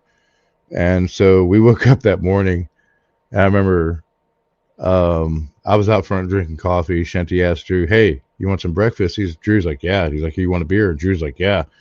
So started drinking at like 8, 9 o'clock that morning. And I said, "Fuck it, quit drinking coffee." And we just started taking shots and drinking. And Drew said, "What's the plan for today?" I said, "We're just going to stay here and just chill out for the day because it's supposed to rain and it's kind of, shitty trying to see everything, go out in the rain and everything. So we'll just stay here." And then that freak ass rainstorm and flood hit like 4 inches in an hour. Dude, Flooded on 3 sides of my house. Nuts, bro. Like my oldest son was freaking out. Yeah, his car was down. His car was across from the driveway on what we call the Northern Ridge Road, and the water was coming down the mountainside. I don't know. He was afraid like his car was going to get floated into the cars in the driveway. It moved a little bit. And yeah, and then our road, our gravel road, like you couldn't even see the road because it was a straight river running down. The other end flooded. Yeah. So my oldest son's freaking out. We're all drunk. We're like, "Fuck it, we can't do anything. We're elevated. The house is fine." It's like we'll just stay here and chill, listen to music, drinking. It's like fuck it. We can't do anything about it. It was it was like this, and then it was sideways. And then it was like this. Yeah. Oh wow, what the fuck? I can move the whole rear end around. And remember, we had the chairs and the cooler out by the fire pit, and me and Shanti went out there, and it was like ankle deep water, just to save the big ass cooler and all the little camp chairs and shit. We moved it up by the house and then came back inside, dried off. We're like, all right, let's go out front to the tiki bar and drink again. Yep. That was fun, bro. That was one of the best times. That was good times. Made that offering to Thor, and that freaks Scotty out. Yeah, dude. Yeah. So Nils took a huge beer and poured it hold on, let me get the mug. Let me get the mug. Yeah, so this we call this the Thor mug. This is what I give an offering to Thor because he loves ale. So we call this a Thor mug. So I'll give him an offering, and he loves he loves to drink with Nils. So I'll fill this thing up. He gave the offering, and right when he poured it, it's all kaboom! Like it fucking exploded. I was like, wow, that's crazy. Lightning strike right behind me. Yeah. Hail Thor. Yeah, that was crazy. Poured it out, chugged the rest. Yeah. Boom. Fucking, that was cool. Well, I poured it out. Scotty has never seen anything like that. Right there. That was real shit right there. I said, Thor and I are pretty tight. We're pretty tight. Every time he comes by, he wants you to drink with him. I remember I had my shirt on, and I was like, "You want me to drink with you?" And I held the mug up, and lightning struck again. Boom! So gave him half, drank the other, just chugged the other half, and I had beer down my shirt and all over my beard. And lightning struck again. Boom! It's like, yes. Sick, dude. That was fun time. Like I do love shit like that. That's fucking amazing. That was good shit. Yeah. What's the plan tonight? Get drunk, go to bed. Yeah, pretty much. What I'm doing. It's Friday night. It's Friday the 13th. I could go out. I could go to the party. But I'm like, I got so wasted last night, and I took my mom out today. I was gonna come home and have a nap, but then I saw that shit happening, and I was live. I was like, "Fuck, I'm gonna come put that on my stream." And Fuck yeah! I'm still awake. I had like 40 people watching. You know, I had 40 people watching for a solid minute there. We gotta find some more shit going on. Yeah, you know. Find some more stuff, and we can point, laugh, or do like a Mystery Science Theater 3000 commentary. That'd be kind of cool. I gotta do it so I'm not gonna catch like a strike because people like to fuck with me and they'll and be like, oh, this is I've had old ass movies from the 40s come down on me from YouTube, and I was like, I'm not even gonna contest it, just delete it, you know, like yeah, just like delete that section out. Yeah. Now, was it last weekend or the weekend before? I saw it the next morning. Did you get bombed? Yeah, that's right. Yeah, I thought I told you about that. So like we're hanging out, and you went to bed, and I wasn't really paying attention, and I seen you pop up. They had your name and your face, and like without even like thinking about it, I just clicked on it, and then all of a sudden it was this blonde chick with 2 big black dicks in her face. You know, I was like, no, wow. I'm all, well, that's my first one, so I just deleted it. And I just came right back on their stream. Like, wow, that's how they get you, man. Is they use people that are like up on your panel or your mods. One guy came on last night, and I didn't know who it was. I was like, "Hey, give me a thumbs up," and he didn't say anything. He didn't say anything in chat, and I was like, "All right." I threw up the welcome screen, so it just kind of blocked everything. I was like, "So who are you?" Like, like I already know something's gonna happen.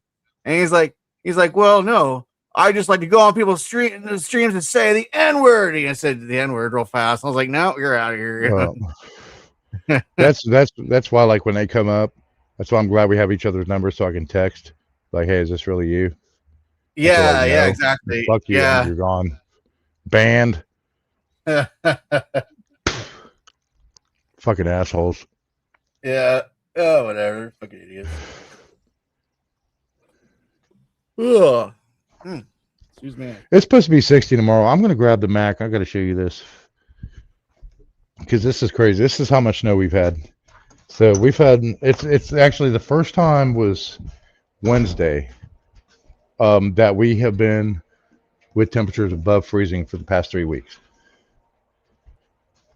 Like, it's been in single digits or below 0 at night, and then like 20s during the day, or in the teens during the day. So I don't know how well you can see it.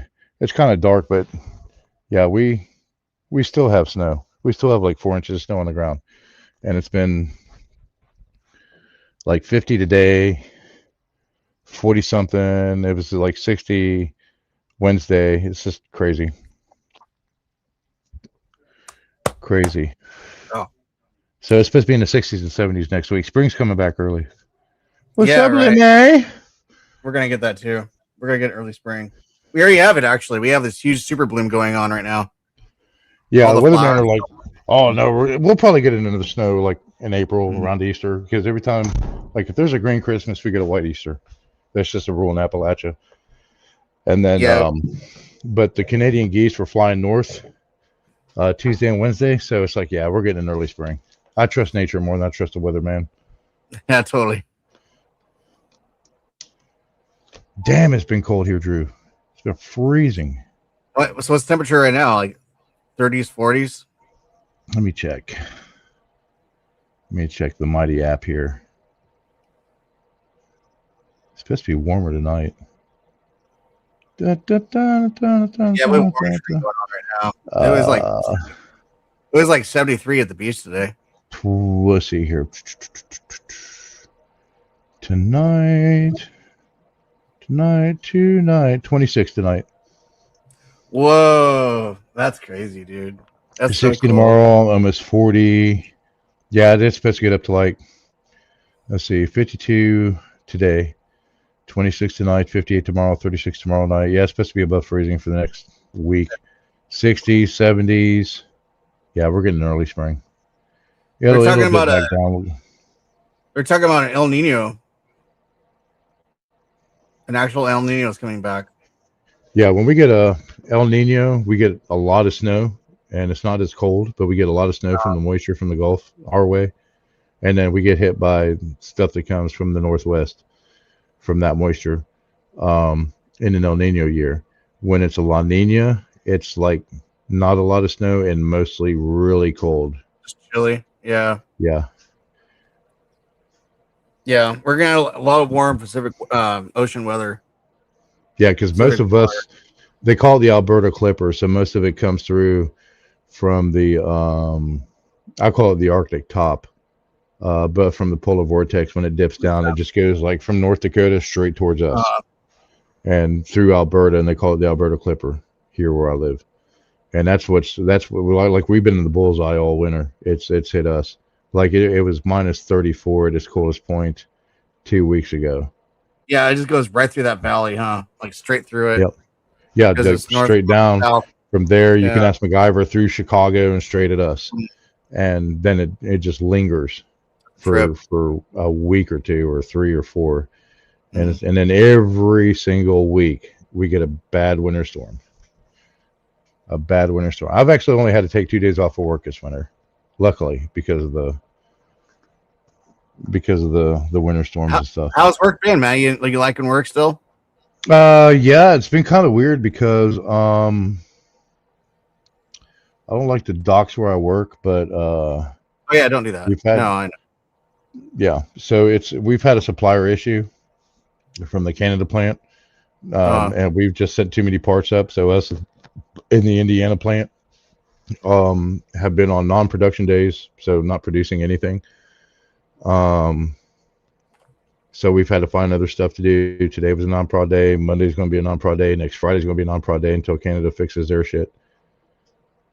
So, Wanda, I didn't know you were in Alberta. Yeah, but it's cold. Oh my gosh, it's cold. It's warming up slowly. But yeah, so it's been kind of weird. It's just been a weird week because this was supposed to be our first 5-day production week since before Christmas, and it's not worked out too well. That's not gonna happen. Yeah. Yeah, it's not worked out too well for us. It's been a very weird winter. She's right. It's been just a wild, weird ass winter. Very strange. Our winters are always they're always mild and temperate, and like we had our first rain like 2 days ago, and it was the one day I had to work outside. Yeah, in months. It's just been a very weird winter. So I'm ready for spring. I'm hoping it doesn't drag out like it did till June last year. 0 degrees now. Yeah, like I said, this is the first time that we've been above freezing since the 2nd or 3rd week of January.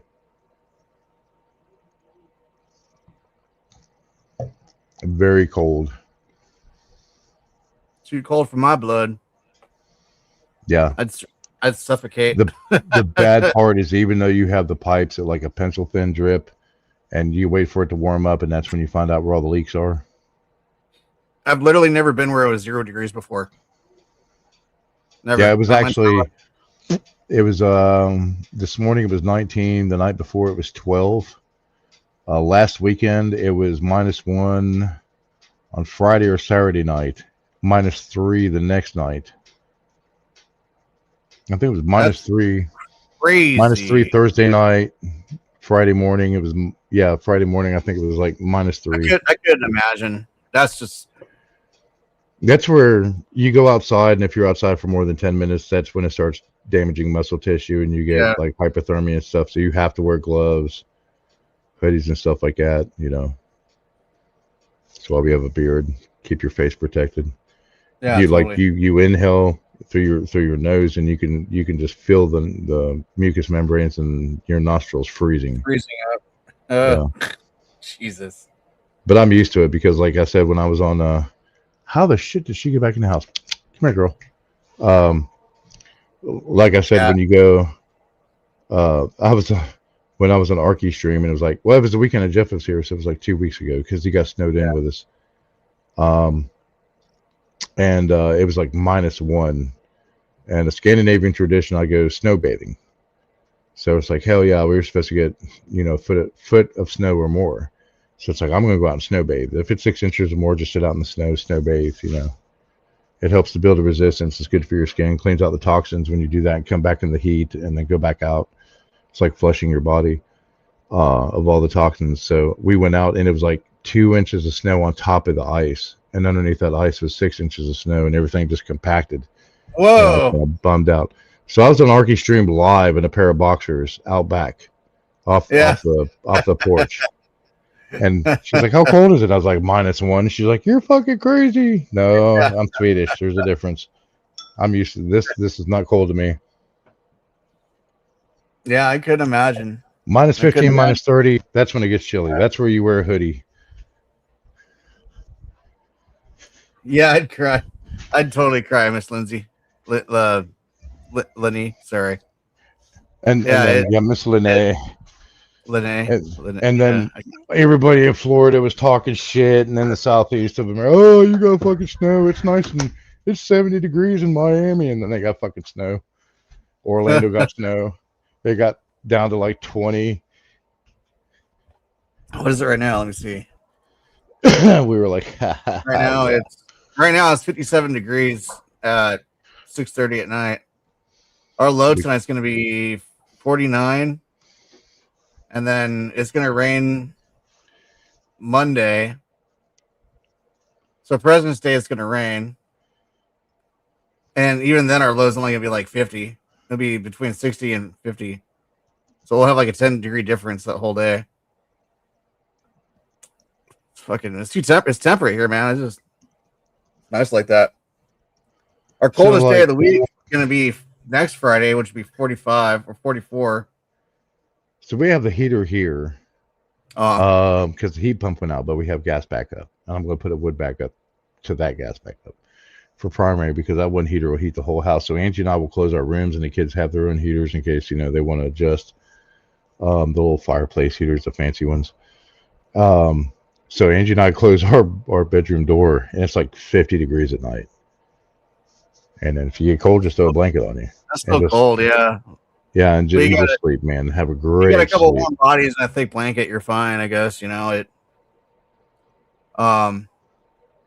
that's the one thing I miss about having a girlfriend. Like, when it gets cold at night, at least you can both snuggle and be like, all right, we're fine. Yeah. It's not bad. So there's this demonic thing, Drew, when they get older for women, it's called hot flashes when they get through the menopause phase. And then me, we're like, I'm better in colder weather. So like 50, 60 degrees is perfect.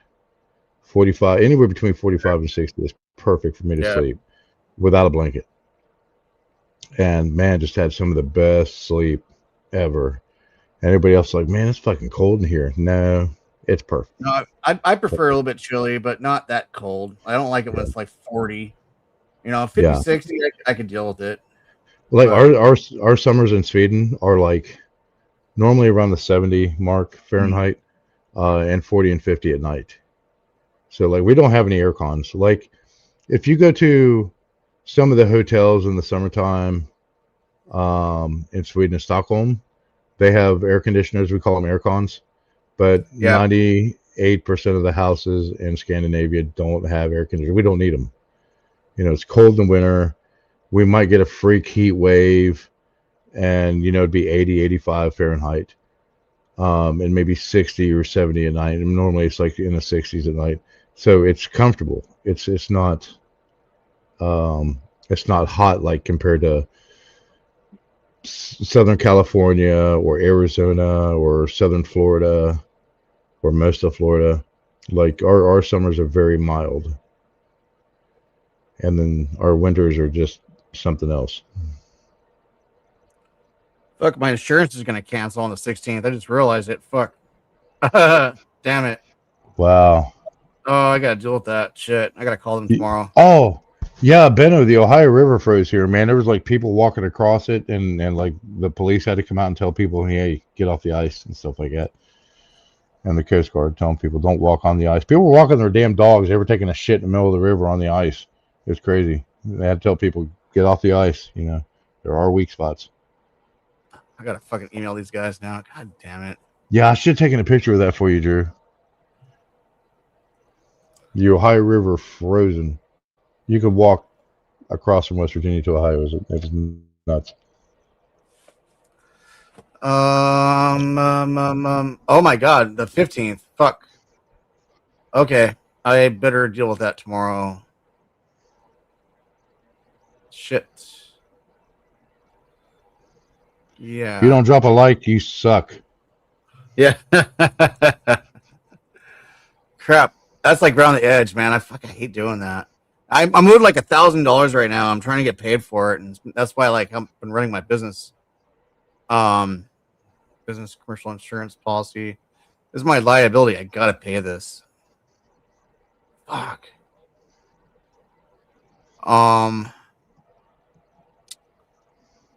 Dude, I hate adulting. It's a pain in the fucking ass. Oh no, man! If you do it right, it's actually pretty good. I mean, there's some frustrating times, but it is still worth it. Where's my? There it is. Where is my account number? There it is. Account. Yeah, Miss Lene, the P&W has been crazy. After talking to some friends out there, it's like you guys have been so abnormally warm. Like the beginning of the season, it was like, okay, here comes the cold, here comes the snow, and then boom, warm, rain, warm, no snow. Very, the snow drought side of it is very weird. Like that western half of the United States has been very warm and rainy, and we've gotten all the cold and snow.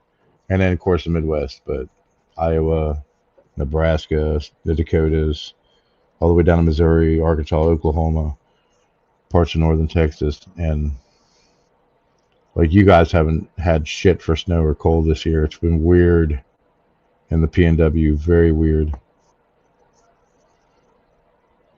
Excuse me, very strange winter. Excuse me while I whip this out. Yeah. Great movie. I hate these fucking. What's your password reset hit? I fucking remember that. There we go. I'll just make one. Okay. Business role.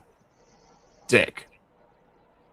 Normally, our cats, and just cats in general, when it gets around to the freezing mark, it's very uncomfortable for them. Below freezing, they're susceptible to hypothermia and frostbite and things like that. So when it's been getting really cold, we bring them inside. They have a nice little heated bathroom they can sleep in with nice blankets and litter box and their little snacks and everything else. And yeah, but if it's above the freezing mark, they stay outside.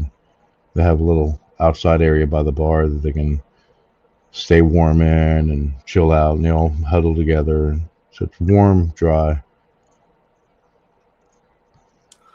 That should do it. Copy, paste, save. What am I doing wrong? Damn, here? Benno. Gosh, God damn it. The cat wanted the hell out of there. We had 40 people until I came on here. Now we have, what? 7? No, that's the way it goes here sometimes. Oh, yeah. 14. That's all good. Yeah, I've worn my Arctic jacket with my anyway, Arctic coat, which is right. You've never seen this coat, man. So there you go. There's the Arctic coat. I've worn this thing a few times this year. In the morning, dude. It's really cold. Yeah. Yeah, those are cool. So this is rated for. That one's rated for 50 below. So. I'll just have to remember boots and all that stuff. I'll just have to remember this tomorrow, I guess. This is just stupid. I hate dealing with this crap. He's like, I hate paying bills. Fuck your shit. Blah, blah, blah, blah, blah. If you keep up on it, it's fun. That's when you have the extra. I just Go ahead. I'm sorry. No, it's cool. I get the email and I'm like, oh, I'll do it later. I'll remember to. And it's like 2 days before it cancels. And I've actually had it cancel on me before and not realize it. And I get a frantic call from my insurance guy, like, you didn't pay it. It canceled. I'm like, no. Like I have to call them and be like, please let me back. Please, sir. Like, so it doesn't fucking go skyrocketing higher. Because I get a really good cut from how I've been grandfathered in for so long. Hey, what's up, Dave? I'll see Dave again this year. Damn it, I'm back. Fuck. That took forever, man. Oh, dude. So they got a nice big TV in the. Well, shit, you give me $45. I didn't ask for this. Well, hell, there you go. Anyways, they that's a took the bottle of remote bourbon. for the big TV back into the bedroom so she could turn on and off the remote. She's also got a remote in the kitchen so she can watch her TV there. But he's got his big screen. He forgot that the remote is back there. When he turns the TV remote, it takes off at channel 3 because channel 3 is where your TV is supposed to stay on and let your cable box run through the channels. Yeah, it's a big clusterfuck. Yeah, they still have that. You still have to go to channel 3 nowadays. Like it's been years since I had that. Well, yeah, technology. you take your TV and put it on 3 because you got your cable box. Yeah, it's not like that here anymore. It's all digital. You still Yeah. run on analog out there? That's crazy. I tell you. Oh, you poor kitty. I'm sorry, Wendy. So he just needs to go buy another remote, tell you the truth, and some batteries. You don't have any batteries. I And wish it's like Wendy would two- jump up. I haven't talked to her in forever. I'm It's like sorry, two MacGyver. I didn't mean to 3-year-olds. cut you off. That's right. It's like 2 3-year-olds.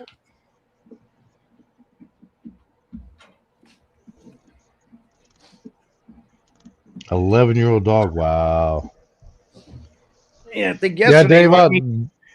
Go on. I'm going to. Yeah. I'm going to see Dave again in September. Just heads up. Good old Dave Brown.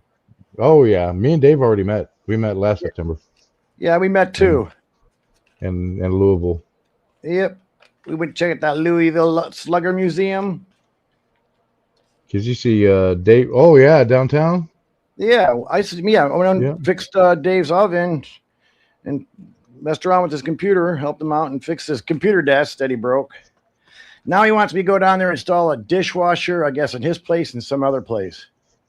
So we went to Bourbon and Beyond for the 4 days for that event, but we missed Thursday. We came in Friday, early afternoon, and then Saturday, Dave's like, "Hey, let's go ahead and meet up." Yeah, sure. So stupid ass me, I'm texting Dave thinking he has a cell phone. Yeah, and I call him. He's like, "I just got a regular phone." I was like, "Oh shit, I've been fucking texting you like all day. Hey, I'm coming in. Where do you want to meet?" So Saturday we meet up, and it's like, everybody sees his name, Dave Brown, Bourbon Hunter. Yeah. This man is not a bourbon snob, but he is very well educated on bourbon flavors, taste, and the most important part is the value. It's in his DNA. we met, and he's like going through all these, and he's like, "I'm buying the shots." He tells me afterwards, "I'm ready to pay," and he's like, "I got you." Great guy.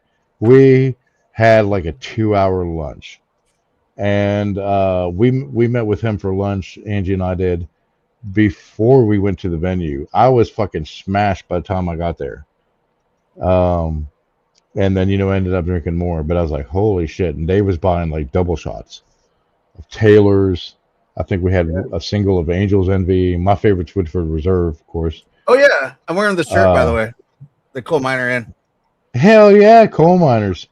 Yeah. One of the greatest bars you could ever go to in West Virginia. I was tripping because when I bought everybody the rounds, like I got everyone a beer and a shot, and I was like, and I came up and she's all $20. I was like, "Are you sure?" She's like, "Yeah." Like everyone, I'm like, "Everyone got one, right?" Like, yeah. If I could hear it'd be like a beer and a shot's like $20, like. Yeah, I mean All of they're us- good, like especially the outsiders. They absolutely love them, man. I was like, hey, here's Yeah. my buddy from California. Here's my buddy and his mom from Northern England. Here's my buddy from Texas. And hell yeah, I mean they were all Dude, we about had a here. great time in that They're bar. like they'll start giving you shit, that place. and then Yeah. and then my other buddy, he's like, hey, what are you drinking? And I told him I was like, bourbon. So he's like, well, what kind? And I was like, not Jim Beam. And he's like, what are your buddies drinking? And I was like, whatever you want to buy him. And he bought some rounds. So that's how it is, man. It's like, That's super you buy one round, then other people start buying rounds because everybody wants to stay on the same level. And if you're from out of state, even out of the country, they'll treat you like celebrities. That's so fun, dude. That's Yep. so cool. That's how we are here in West Virginia. That's so good. Those are good people, man. It's really. 100%. I mean, the bar I go to, we always buy each other drinks too, like that. But it gets expensive. we have a quarter jar at the bar I go to where there's a shot glass on the bottom with water. It's full of water, right? If you can drop the quarter in the shot glass, you get a free drink. Oh. You can only do it once per shift. So like if you usually get in at the end of someone's shift, you get the quarter in and you get your free drink. And then the next shift starts, you're like, fuck yeah, you hit it again. You're like, all right, it's 2 free drinks. It's actually fun. Yeah, it just sucks to have that dart tournament going on because we were going to play darts and it's like, hell, we'll just play pool, you know? Oh, yeah. Yeah, they do a lot of darts too. We have the camera darts where you can play people in different states and shit. And you can see each other while you play, and fucking everyone gets fucked up in the other bars or like start dancing and showing ass and shit. It's fucking funny. Oh, Dave, I remember you telling me about that story when we met. That's the cool thing, man. Shanti's mom wants to move here. I said, hey, my neighbors in front of me, like an eighth of a mile away in front of us, own that house across the street. Yeah. I said, we can cut you a good deal. If your parents want to move to America. So I was like, yeah, we can be neighbors. We'll shoot all the time. Yeah, we went out to the range. Drew shot my AR.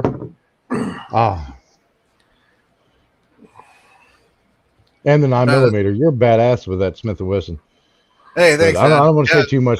I don't want to say too much shit, you know, because of red flags on YouTube. But yeah. Yeah. I love my pew-pews. The range is in the middle of nowhere. I said it's going to take a while to get there. It's like 13 miles away. But it's great. The funny thing about that range is we would take pumpkins after Halloween. We'd fill them out with Tenorite and you're set them out on the that. range. And we'd blow up, and the deer would come in the fall and eat them. Because for if you don't know, pumpkins are a great dewormer for domestic and wildlife. Oh, no shit! I didn't know that. Yep. So we would, in the beginning, we would throw them out at the end of the yard, so the deer would come and eat them in the fall. So they get dewormed, and then the other animals want to eat them, possums, things like that. So, but we started taking them out to the range and filling them up with Tannerite and just blowing up fucking pumpkins, like 13, 15 pumpkins at a time. It's fucking hilarious. We'd shoot it, giggle, stuff like that. The deer would come in on the range and they would eat them. Oh, no shit, from Huntington, H-Town, which they call Munnington. Mountain Mama, Arbuckle.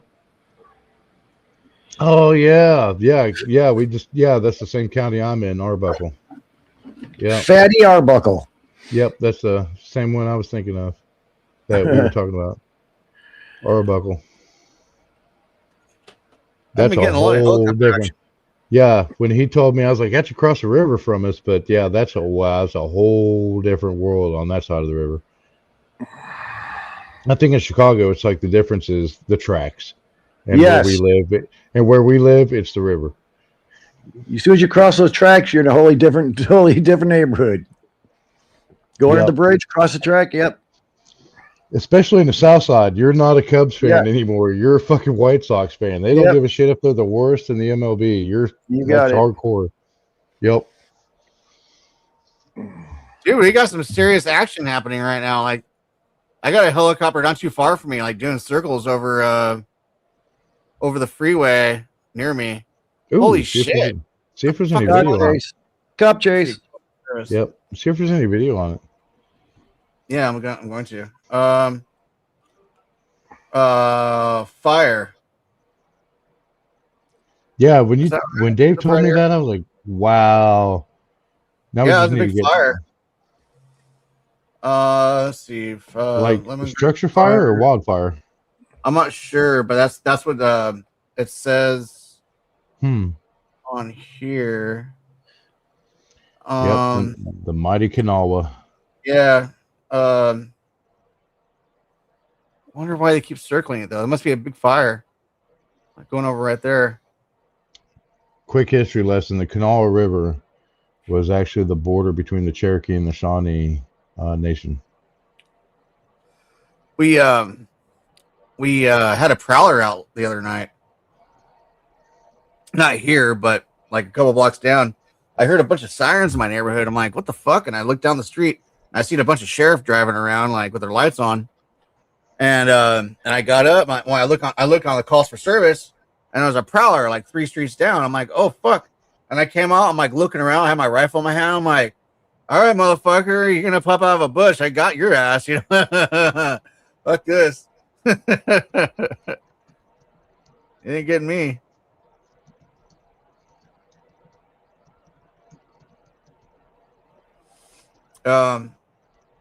Yeah. Let's see. So a buddy of mine, it's a deputy here. He's a K9 officer, and he actually has 3 K9s, so he like rotates them in on shift. Mm-hmm. So where we were at coal miners, just east is the town of Culloden, on the other, pretty much like a mile down the road from coal miners, going east. So 2 fucking crackheads there, I guess they decided to break into my buddy's house. Cruiser sitting out front, sheriff's deputy, K9 on the side of it. They'd still break into his damn house. So he comes out of the bedroom. His stepson is actually on the fire department. I helped train. Knew his stepdaughter, actually coached her in softball. But he comes out of his bedroom in his boxers with his 3 fucking K9s, you know, sick 'em Sam type of situation. The other one was trying to crawl in through the window, got shot. So the one guy, you know, he gets pinned, gets arrested and stuff like that. They take him to the hospital, get checked out. Hey, how's my buddy doing? Your buddy's gone. Your buddy's gone. He's done. And that's when, you know, their drug high ended and the reality set in. And it's like, there's a fucking cruiser out front. You break into a damn deputy's house, a K9 deputy at that. And he was not far from where we are. So where, you know, where the Dollar General was, he was on that next road, and then 3 miles up. So I mean, that's how stupid some of these drug addicts are. And that's crazy. And, you know, yeah, to break into a damn deputy's house, a K9 officer's house, like that. But yeah, that reality set in when it's like your buddy's not coming back to meet you ever. He's gone. He's done. You know, he's ended. And not he has expired. A few days ago, some dude broke into someone's house like about 5 miles from me, and they're like, "Oh, the people evacuated the house." I'm like, "That dude's lucky they don't practice the Second Amendment." That it would have ended a whole lot differently here, man. I ain't evacuated nothing. Like, fuck you. You're gonna evacuate. I mean, you're gonna self-delete yourself by coming to my fucking pad like that. We still have the castle doctrine here, and that doesn't apply to your home. That applies to your property. So as soon as they come on the property, you have the absolute right to defend yourself. We're not supposed to in California. We're not supposed to defend it. Like we're supposed to run out if we can find the best way to go. It's like, no, that's not how it's going to work. I actually got into a really good debate about that, and it stemmed from Mamdani, the mayor of New York, and the incident they had the other day, where unfortunately this criminal lost his life. And Mamdani like criticized NYPD, you know, hey, he needed mental health response versus, you know, law enforcement response, you know, trying to that whole soft approach bullshit and stuff like that. And I got into it and I was like, you know, I actually defend that officer's actions. And they're like, oh, so if that happened to you, then it's okay for you to justify taking that person's life. And I was like, that person had decided to sacrifice their own life for a selfish benefit over a criminal action. I didn't decide that. They did. You don't break into somebody's house. I mean, period. I mean, right. And everybody has that right to defend themselves. And that switch of that train of thought, it's like, no, I don't have that right to decide to take that person's life. They decided that they wanted to lose their life over that. That's the difference. Yeah, but here in Chicago, if we do that, we got to make sure they stay in the house. They can't go out and die in our front lawn because we can get in trouble for that. Yeah, in Chicago, it's like you have to be in the farthest point from the criminal in the house, and then they have to prevent them in the threat if they come to you. And like here, if you step on my lane, you're done.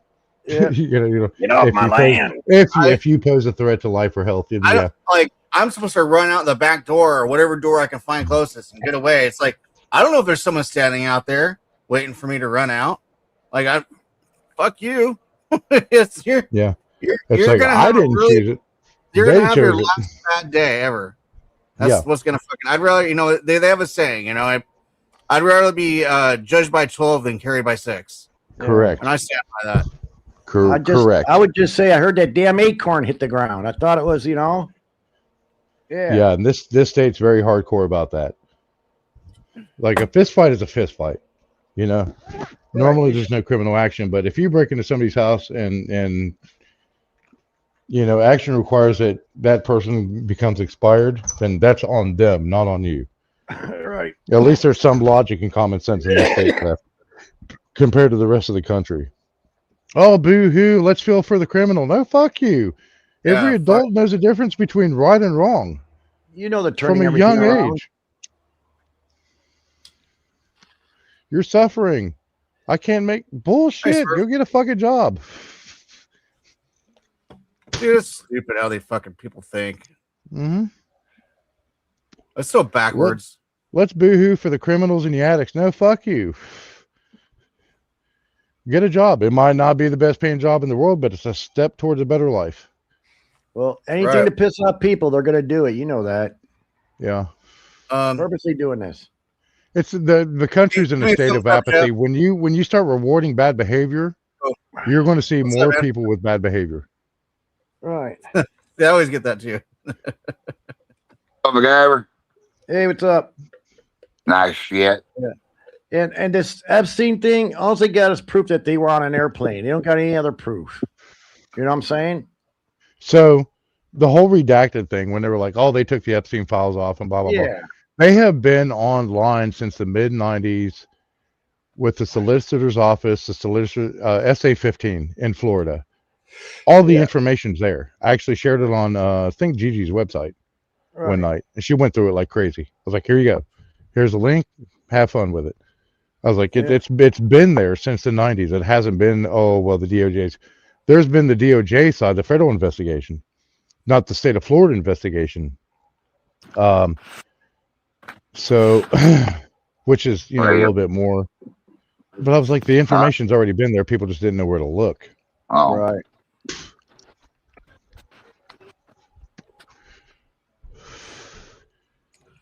That's the glory of the internet these days. Go ahead, brother. I'm sorry. I'm in. What do you guys up to tonight? Looking at it. Relaxing. Working 12 hours the past 14 days. Get out of here, Milo. Get. Well, I got a couple more weeks before I get my decision from the court. Hopefully I get a good decision. Are you getting deported? Yeah. I'm deported back to I'm getting deported to San Diego. What's going on? You get deported to Drew's backyard. Are they mailing you there? Are you putting a box of mail in you? I'm gonna live in a tent in Drew's backyard. Oh. Oh, Drew, if you talk to your brother, tell him I said fuck you and you're 80 degrees right now. Yeah, I know, dude. My brother's loving his life. He's on vacation now too. He just quit his job. He's getting another job. What? Can he quit his job? Yeah, he had to because the truck broke down. They wouldn't pay him the time that he was owed. They're having trouble paying him. He was like, fuck this place. He can go anywhere he wants, He can work anywhere he wants. Yeah. Leave that toxic shit. He needed a couple weeks off too. Is he a truck driver? Yeah, he's a truck driver. Oh, He'll probably go back. He'll probably start running water again for the man caps.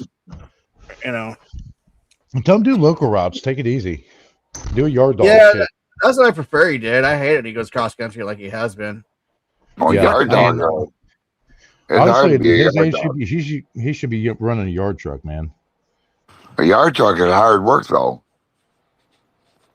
Yeah, that's what he did. He ran doubles for a long time, and but yeah, he's just fucking. He prefers like the solo life like that, going across country, and.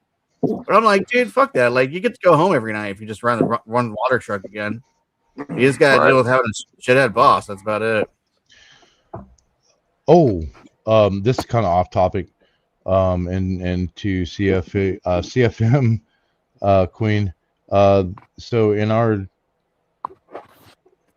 job right now, we have the opportunity to go to the Canada plant to train, do stuff up there and stuff like that. So we might have that opportunity this year, and Angie's all for it. So Right on. Hey, Truck. Yeah, but how you doing? yeah. So the plant is in Cambridge, wherever the hell that's at.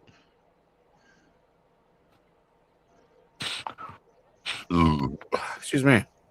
Hey, I'm Drew. not familiar with it. Yeah. What was that water main break or something in California? I think it's Yeah. Australia. In Dobbins, California. Look like a reservoir drain line. It was it's a major power facility, a hydro plant.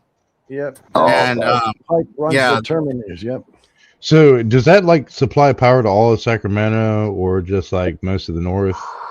I'm Sacramento honestly and all not those? sure. I haven't brought up the graph, but it's a big one. It's like one of the bigger ones. Yuba County supplies a big part of that part of the state, and there's like one more that, but I think they kind of go together, and then they also buy power from Nevada. So, and it's like right on the Nevada border. Yeah, so use that downhill pipe to build up some pressures, hit them turbines to get the electric going. Mm-hmm. Yeah, and Stubbs was saying he talked to his guys out there, and they said that the gate, the water gate broke. Yeah. So that's they just tore that pipe, wasn't it the butterfly failed or something like that? He said. Yeah, the butterfly valve failed, and then it opened. Yeah. Opened it right up, and then it flooded underneath the pipe, and the whole pipe, because it eroded so hard, the pipe just broke apart. Yeah. See, looking from that terrain, and I don't know. I mean, that could have happened before because of the way that the drainage was.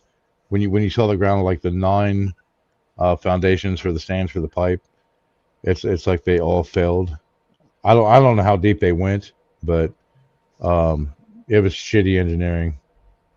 Just from an outsider's point of view. Absolutely, that was shitty engineering. You just look at it, you're like, "What the fuck? Who thought of this?" You'd think they'd actually like build concrete underneath all that piping, and if anything happened, they'd have a double flare, like you could put another fucking butterfly valve in. Yeah, or another relief.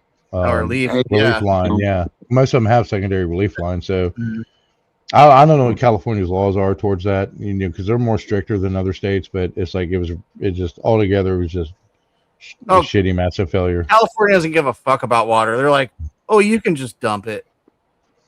They're assholes about it. I have to say something about that because I saw, I can't remember the comedian, and he had a podcast on YouTube, but Trump pissed off Gavin Newsom, where the California was having the water issue last year after the fire. And so Trump ordered that all of those federal reservoirs get completely filled back up. And he had texted Newsom and told him.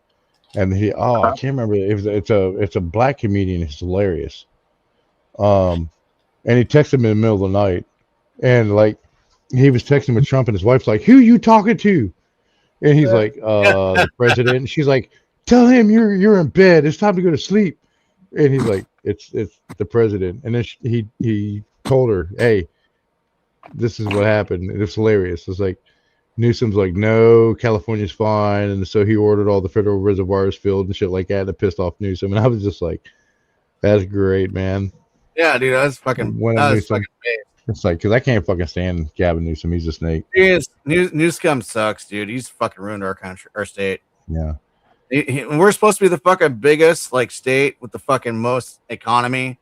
Dude, how are we suffering again?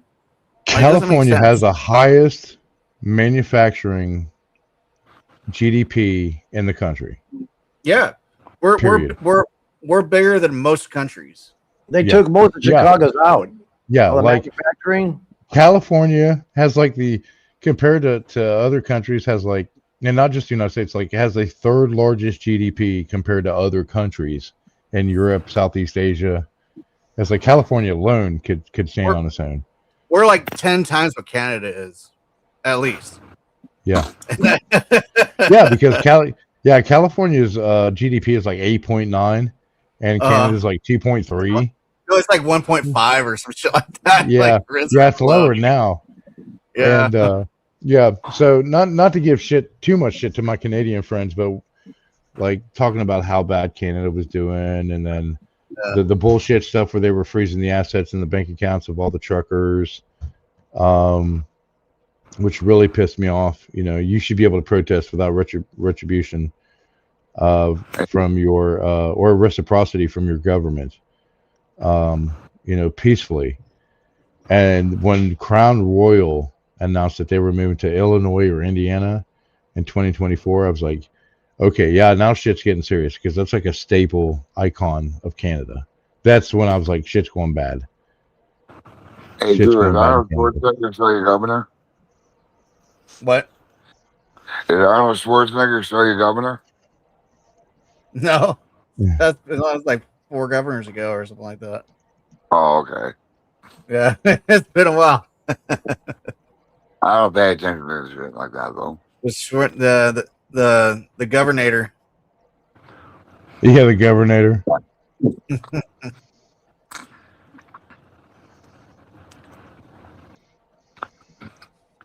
I got to brush my teeth. Ontario 6 balls. I keep hearing that. Canada was like the staple wilderness paradise. Yeah, 90% of the population lives along the northern U.S. border. The rest is indigenous or just people, expats, or off-grid people.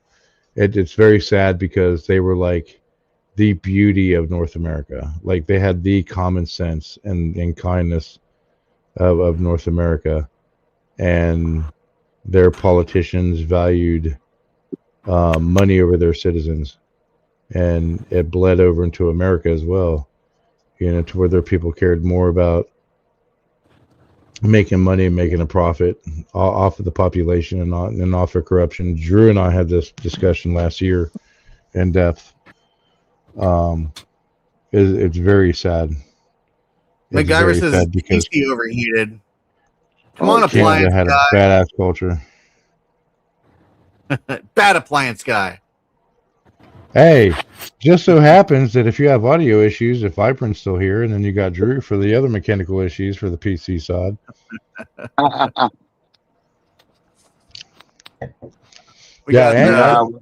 Angie and I actually talked about moving to Canada 2 years ago. Now she's like, fuck them. Yeah, that's bad. I mean, it'd be nice to live there in the countryside, but well, Nucor Steel is still buying property, and the plant officially opens next year, so they're still buying that property.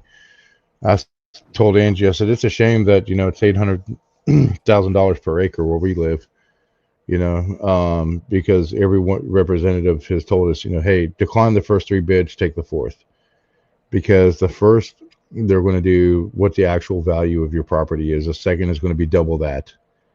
That doesn't necessarily mean the third is triple. It's going to be more. So I said, I won't sell for less than 1.7 million on our property. That way we make sure that the kids get, you know, their homes. We get some good land, stuff like that. So make sure the family's taken care of. Yeah. So we may be moving. That's crazy. Yeah. So the plan is we'll get a good tract of land. Build some small homes on there, something sustainable, minimalist. As a Scandinavian, we're very minimalist. We don't want these giant mansions and stuff. We want something that's connected closer to nature and just what we need within our needs. You know, I don't like the house that I live in. Drew's been here, and this house is too big for us. So a beautiful home, but it's too big for us. We don't need something this big. Judy's saying they're shitting and pissing in the lakes. What? Wow. Oh, what the hell? That's I heard the fishing has gotten out of control up there. They're fishing illegally, and that's fake trucking licenses.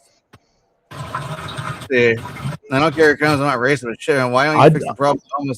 I don't want to be that guy, but I am a firm believer in natural selection and strong society. So a lot of people hate me for this because they consider it, excuse me, immoral. But the reason that ancient societies were so strong and this culture survived was because if you were weak, deformed, you were not strong enough to where you could not defend your society and uphold it, then hey man, you got the cliff. Consider it a mercy death, you know. Yeah. Anything that, and it even happened in ancient Viking culture. We had what was called Atastup or Atastupa. To where if, like at my age, if I was too old and feeble and I was a burden on my family and I wasn't a noble, then you gave a self-sacrifice to the Allfather in hopes to gain entrance into Valhall or Folkvanger. So you weren't a burden on your family. And that's what maintained a strong society and why a lot of these ancient cultures were stronger than they are today. And you always hear, and we've said it, Gen X, Xennials, some millennials and older generations have said, hey, we've gotten soft. And yeah, over the past 1,000 years, especially over the past 100 years, 50 years, I believe these generations have gotten soft to where it's like the weak have equal rights, and we are part of the animal kingdom, period. And it's not the same. And in the animal kingdom, you study that only the strongest survive. Weak times make weak men. Correct. So yeah, I mean the strongest survive. You don't see, the squirrel with the gimp surviving for his whole life unless it's by some type of fate or luck. The slowest zebra in the herd is going to be the first one taken down by the lion. And that's just the way life is. It sucks, but that's just the way that life rolls. And bro. As humans, we always try to defend the weak, but sometimes the weak don't always survive. I gotta take a leak real quick. I've been holding it for a while. You need to keep a jug underneath the desk. Firewall. I'm gonna get him a urinal. No. AMC. Holy shit! I haven't seen you forever. No, where are you from? Where am I from? Yeah. I am. I live in. I renamed this state, so I call it Appalachia this year. You live in Alaska? Appalachia, not Alaska. Appalachia, Appalachian, Alaska. So West Virginia is where I live at now. I'm from Sweden. Jag är svenska. Jag är från Hammerdal. AMC, skål. Good to see you. Yeah, I'm from Sweden. I live in America. I've been here for 30-something years now. Right on. The second day we moved to America, my father said, "You're an American. Act like it." I do need like that urinal, like from Fallout and Mr. House when he comes out of the I'll be honest. Like my dream is to be Uncle Iroh. Oh shit, it's AMC. What's up, AMC? The Blue Ridge. Well, yeah, I guess I'm west of the Blue Ridge and west of the Alleghenies. So, but still in the only state in America where the entire state is falls within the Appalachian region. That's why we're called the Mountain State. Yeah, I went out there last July. AMC. It was a good time. Up to Moses' house. Yeah. Drew came here. It was badass. I met Dave Brown last September. He gave me an extensive 2-hour history on bourbon. Great fucking time. Great time. Like it was such an honor and a privilege to meet Dave Brown. And I'm a huge bourbon fan. I'm a bourbon nerd. And like Dave's one of those people. He's like, I'm not a bourbon snob. I won't tell you the nutmeg and the vanilla and the rye and stuff they put in, but he values the cost and the flavor and stuff for the good bourbon. So he taught me a lot. He taught me more than I think a master taster at any distillery could have taught me. He gave me the entire history of bourbon in 2 hours in Kentucky. You were sleeping so hard.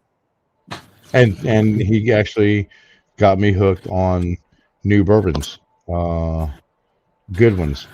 So Taylor's, Angel Envy. What was a green label? That's the only one I drink now, Dave. Is that Green Label? What was it? Green Label Jack. No. I know a guy that has the largest bourbon collection on this side of the Mississippi. It's all private, like you can't get it anywhere, kind of shit. Like he has his whole garage is full of it, and you go into his private cabinet, Bullet.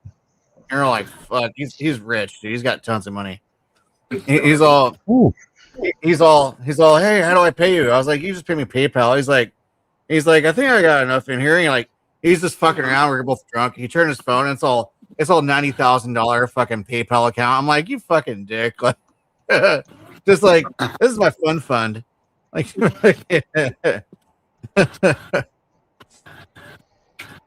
oh, what was it? Was it Weller?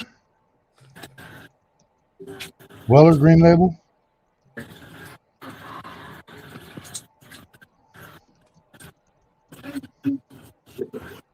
He's a blender. He doesn't even distill. He just blends like the different ones that he gets, and he makes his own brands. Dave Brown says it's Weller. Weller. I remember it was a distillery that your great uncle or great grandfather's uncle, I guess it'd be great uncle, started. We had it that night. I've seen you drink it on stream. Oh yeah, we had it that Saturday. I had Bullet. I bought Bullet, but because I tried Bullet at Bourbon and Beyond, and it was okay. It's sweeter than other bourbons, so it's like a holiday bourbon is the best way I can describe it. It's like not something I would drink all the time, but it's really, really sweet. Oh, I grew up in the mountains, Hammerdal, Sweden. Oh, yeah, that's you. Yeah, AMC is not far from me. AMC is like 45 miles. Yeah. We crossed the river. I remember that. AMC. No, it wasn't Buffalo Trace. We had Buffalo Trace, but it wasn't Buffalo Trace. It was another one. Oh, fuck me. And we actually have it at the liquor store. I was going to buy it the other day because I thought of you. Shit. I can see the bottle, but I can't remember the name. He says Buffalo Trace. Buffalo Trace isn't bad. I like Buffalo Trace. Buffalo Trace, Angel Envy, definitely up there. Taylor's. Taylor's is good. I actually like, and actually, I think I still have it over there. It's actually from Colorado. It's not bad. I like their whiskey more than their bourbon. Tin Cup whiskey. Their bourbon is not the best, but their whiskey is pretty on point. Oh, AMC. Okay, that's right. Yeah, you were up towards I can't remember if it was Zanesville, Canton, Granville, that area. We talked about that before. Cambridge. Okay. Yep. I know exactly where you're at. Yeah, Portsmouth, outside of Wayne National. Benno? No, man. I lost it a couple of years ago. I lost my my accent. Now, if I have, and Drew's seen it, if I have like 5-6 bottles of mead, my accent comes back. I start speaking Swedish. Yeah, that's true. Yeah, I've actually heard it. Yeah, and it's only with mead. And Jeff was here. I think it was the year before. It was 2024, and I had a few friends come up, and we had some mead. And I was out back, and I was telling them a story. I didn't know it because it just happens when I drink mead. It was like a 23-minute lesson, like a story, and I did not speak English the entire story. He still gives me shit about that. He was here. Drew met Jeff.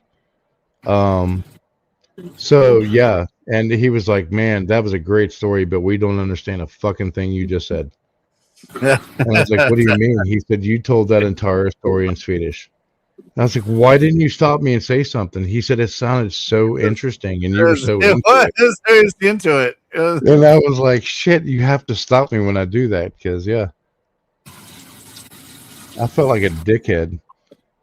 But yeah, after like 4 to 6 bottles of mead, English is no man, we longer. drank so much fucking mead. That was really good mead too. And I Oh, was yeah. actually able to find some. It was hard to get. It's actually hard to find that blood mead. And Oh, yeah. Oh, shit. It's Dunksmead. yeah, Odin's blood. yeah, Doc, Odin's yeah, blood. yeah. Yeah. That shit was hard to find. I found it. I was like, I drink that shit so fast because it's so delicious. It just goes down well, you know. Oh, yeah. It pairs with everything. It pairs with fucking everything. Yeah. I mean, it's You the eat a goddamn oldest salad, it'll pair the recorded fucking fermented salad. drink on Earth. And, you know, my ancestors drank it. Yeah. So, yeah, you can come out here and visit. I welcome everyone, Dave and AMC, Benno, everybody. But there's a chance that if we're drinking mead, you say, hey, I want to drink mead. We're drinking from the horn. And I might not be speaking English after about 20 minutes. So, and if you don't believe me about the horn, the bull's horn or the ram's horn, they're right over there. What do you drink? What language do you speak when you get drunk?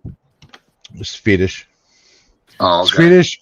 No, it's a difference because I speak Swedish and Old East Swedish, which a lot of people say Old Norse, which is 5 different languages. But I will give this confession. So, in Sweden, you're taught English from like 3rd grade, and then you have 3 other languages before you graduate high school. So you start early. So I moved to America in my early teens, but we know Old Norse and, you know, different dialects and stuff like that, Sami. So and there's definitely like Delcarlian, which we call Elfdalen, which was a big inspiration for Tolkien when he wrote Lord of the Rings and The Hobbit. So anyhow, so we have something to where we will mix like Finnish, Swedish, modern day Norse, which is Norwegian, and Danish, and Old Danish, old Dansk, and then there's Gutnish, which is on Gotland, which is a big island that's east. So we'll mix all of the Scandinavian languages, and we call it Scandi. So there's a couple of friends that I speak to on YouTube and Discord and things like that we speak what we call Scandi, which is like a mix of the different languages. So if you learn like Norwegian, Norsk, or Bokmål, or if you learn Swedish or Old East Swedish, or Danish or Old Danish, like we mix all of those words, including Old Norse, together. So if you learn one language, like if you say, hey, I'm going to study Swedish, and we start speaking this, you might pick up on every 5th or 10th word, but you won't understand what we're saying because we mix it together. That's very common. That's very common. So like, for example, there's 5 different, so America has 5 different ways to say certain things in English. So we have the same kind of thing, analogy for certain words in Swedish. So for example, yes is ja or yeah. It just depends on where you're at. So like in northern Sweden, we can't understand for certain people in southern Sweden. And what I say by that is like it's more Old Danish influenced, Old Swedish and Old Danish influenced. So in the north, it's more like common American, and in the south, you sound like the Swedish chef. You know, pork. So there's different dialects and terms that we have in the north that we can't understand. I'm from the north, from above, well, close to the Arctic Circle, compared to those that are in the south. So it's like someone from Boston trying to understand somebody from the swamps of southern Georgia, if that makes sense. And we have different ways that we say different things. So like, yes is ya or yeah. And then there's also another way that we say yes, which is, it's like a quick inhale. So if you were to ask me a question and I answered yes, it would just be. So to Americans or people in North America, it seems strange, but it's very common because it's just a quick, simple answer. So like, you know, hey, do you like the Boston Celtics? There it is. Versus saying like, yeah, or yes. I need to go, guys. I gotta go cook some dinner. Really good talking to you, Nils. Fucking good seeing You too, bro. man. I miss you. Yeah. Fuck, it's been only almost 2.5 hours. Shit. Yeah. And if you haven't seen Drew, he's built like a brick shit house, by the way. That motherfucker can drink some liquor and put some steak away too. Yeah, fuck yeah, bro. I had to not eat for like a couple weeks. Like when I got back, I fucking ate so much food and drank, dude. It's like, that was fun though. Love you, brother. Yeah. Fucking, you take care, Jeff. Take care, Nils. Take care, chat. You'll have a great one. I'll see you in the next one. Stay happy. Stay dry. Happy Thanksgiving. As we say back home, hold day warm, stay warm. Jag hoppas att ni alla får en underbar natt, which means I hope you all have a wonderful night. Happy Valentine's Day, buddy. Yep. Take care, y'all. All right, later.